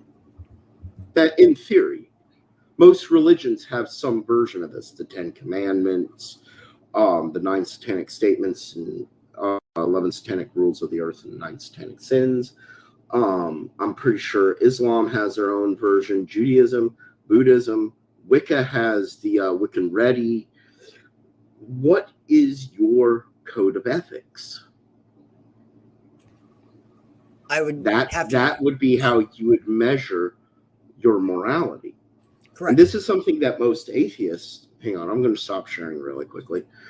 This is something that most atheists don't seem to have. They don't have a simple code of ethics. And this is where most religions excel in, because they actually do have an individual code of ethics. And the problem that atheists make whenever we're talking about things like that, which I completely agree with you, Mr. Lucifer, is they think that just because a Christian can turn around and fuck up or sin, that this somehow makes the objective morality go away. That's like saying that the laws have changed simply because you want to run fucking stop signs. That doesn't make it change anything. You know, it's still a consequence behind it. Mm-hmm. So it's like your question to me is, how would I feel if a person, went and killed another person, or if a person owned a slave?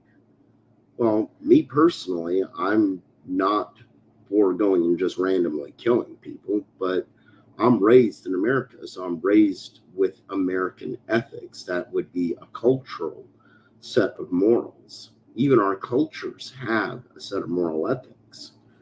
But now say if I was raised in the UAE, and I was part of Islamic State or was raised Islamic, my ethics would be following possibly Sharia law, which tells me that it's perfectly fine. Right. What you're describing is subjectivism. Exactly. Yes. So does your faith system have a subjective morality?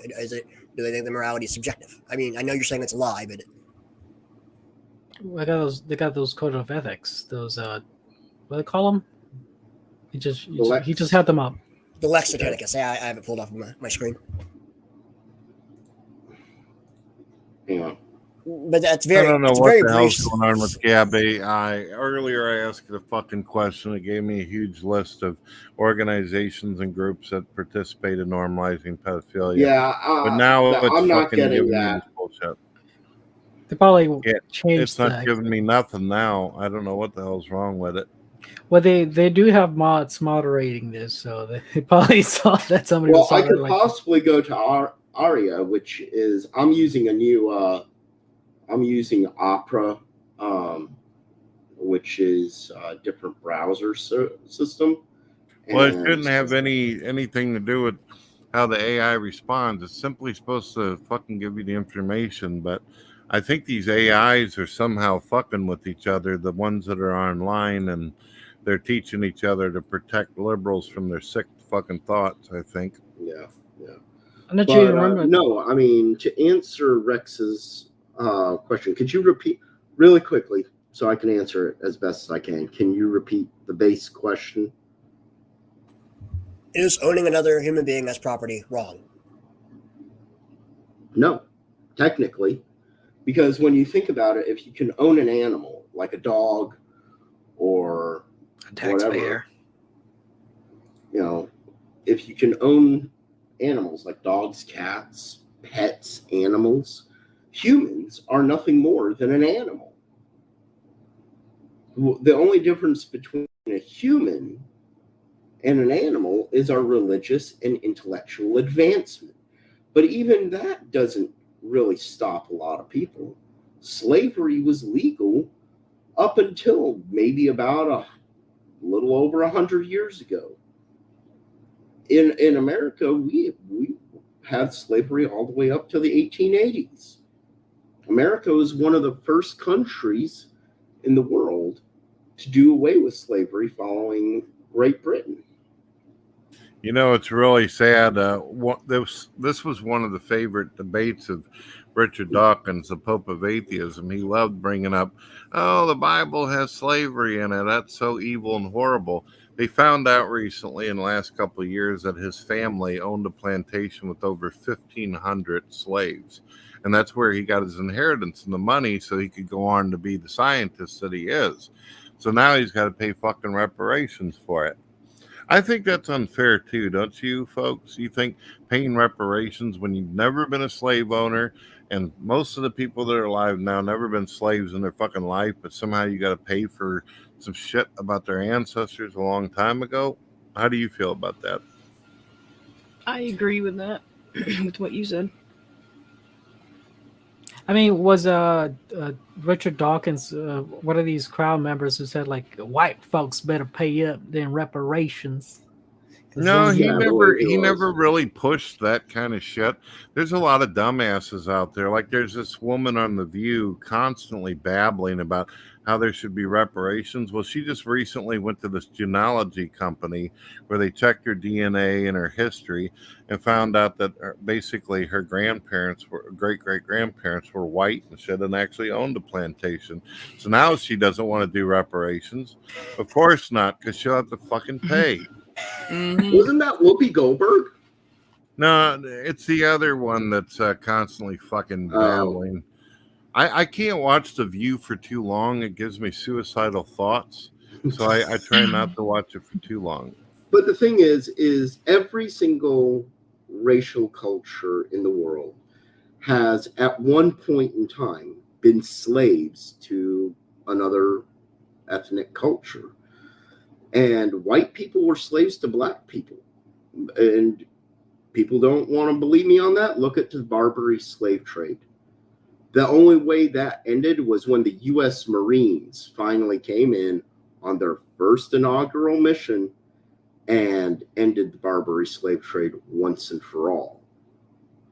But up until then, you had African pirates raiding Europe, all up and down into the British Isles and everything else, where they would take white Europeans and sell them into slavery in the Middle East and the African countries, just at the same time as they were selling their own people to us for slaves. It's called the Barbary slave trade. Go look it up. You see what Larry Liston out here wrote? He wrote, "Why have a brain if you cannot think? What does that make the sheep? That makes him nothing better than a monkey. Why have eyes if you cannot see? The sheep doesn't deserve to be educated." What the fuck is all this hate towards sheep for? Why does a monkey deserve education but not a sheep? Goodness gracious, that's not nice. Damn sheep haters. Was this? Is it probably? Did he make this comment when Lucifer was talking about how humans are just animals? Well, you know that a majority of atheists usually go along with the whole evolution shit, so they believe that they are an evolved animal. You know, so I mean, That's why it's so fun for me and Bubbles to play with non-believers whenever it comes to the moral and objective morality stuff. Well, if you're nothing but a fucking talking animal yourself, then what the hell should I give a shit about slavery or anything? You know, you're my new pet puppy. What's the problem? My new pet puppy. Yeah. Am I terrible? Maud, what do you think? Awful, ain't I? No, I don't think so.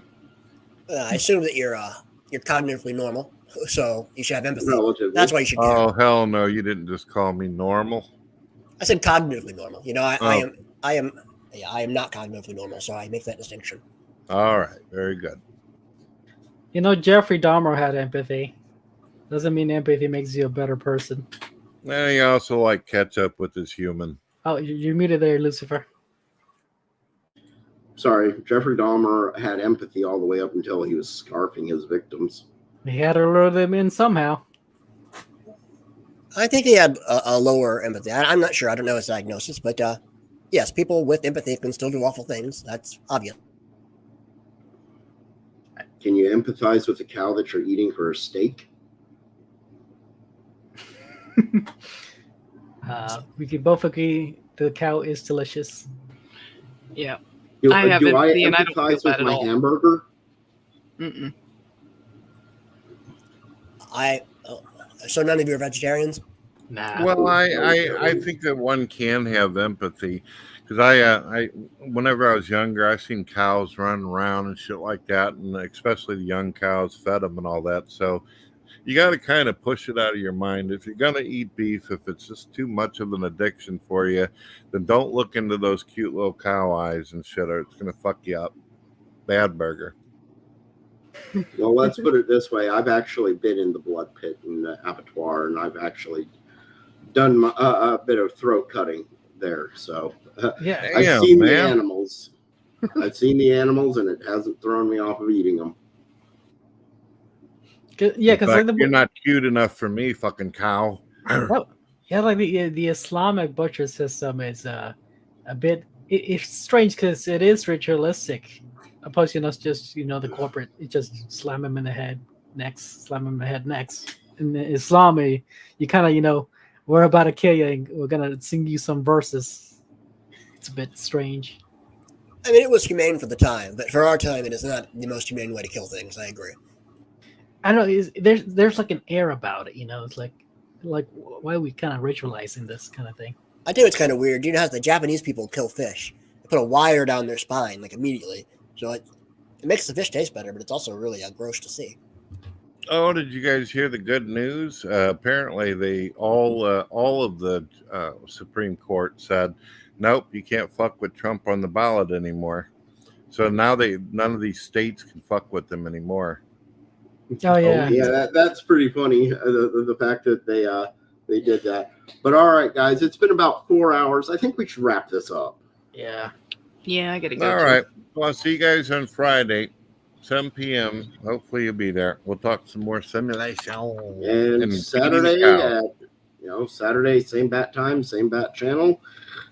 So I'm sorry. Quick question: is your show on this channel, or do you have your own channel? I have my own channel. Can you link it in the description or chat somewhere so I can go check it out? Yeah. Hang on a second. For folks that are on the outside of the screen who are not in here, if you look at the title, you'll see that his name is in blue, and you can actually click on it and take you directly to his channel. Okay, you're saying I can do that from the YouTube video you posted, Brett? Yeah, you'll see his name, Lucifer, there. Just click at the blue one, the blue words. All right. I did it, my friend. I didn't realize that you had hyperlinked it, but I see it now, so I got it. Same deal. Yep. Yeah, isn't that cool? Oh, by the way, Lucifer, if you're wanting to do hyperlinks and all that, you can't just copy and paste it from my title and put it in there. It won't work because YouTube sucks balls, goat balls. No, what you got to do is you got to do the @ sign and then type in Brett, and then you'll see my name pop up, and then you click it. That's usually what I try to do, and it doesn't want to do it for me. It's not just goat balls that it sucks. It's goat and turkey balls. Yeah. Anyways, so yeah, I threw up the link to my channel into the main comment section as well as private chat. So if anybody wants to go check out my channel and learn a little bit about Satanism, and visit me when I do my live streams or watch our live streamed rituals, and you can come on over there and watch. Awesome. Well, thank you guys. All right, here we go.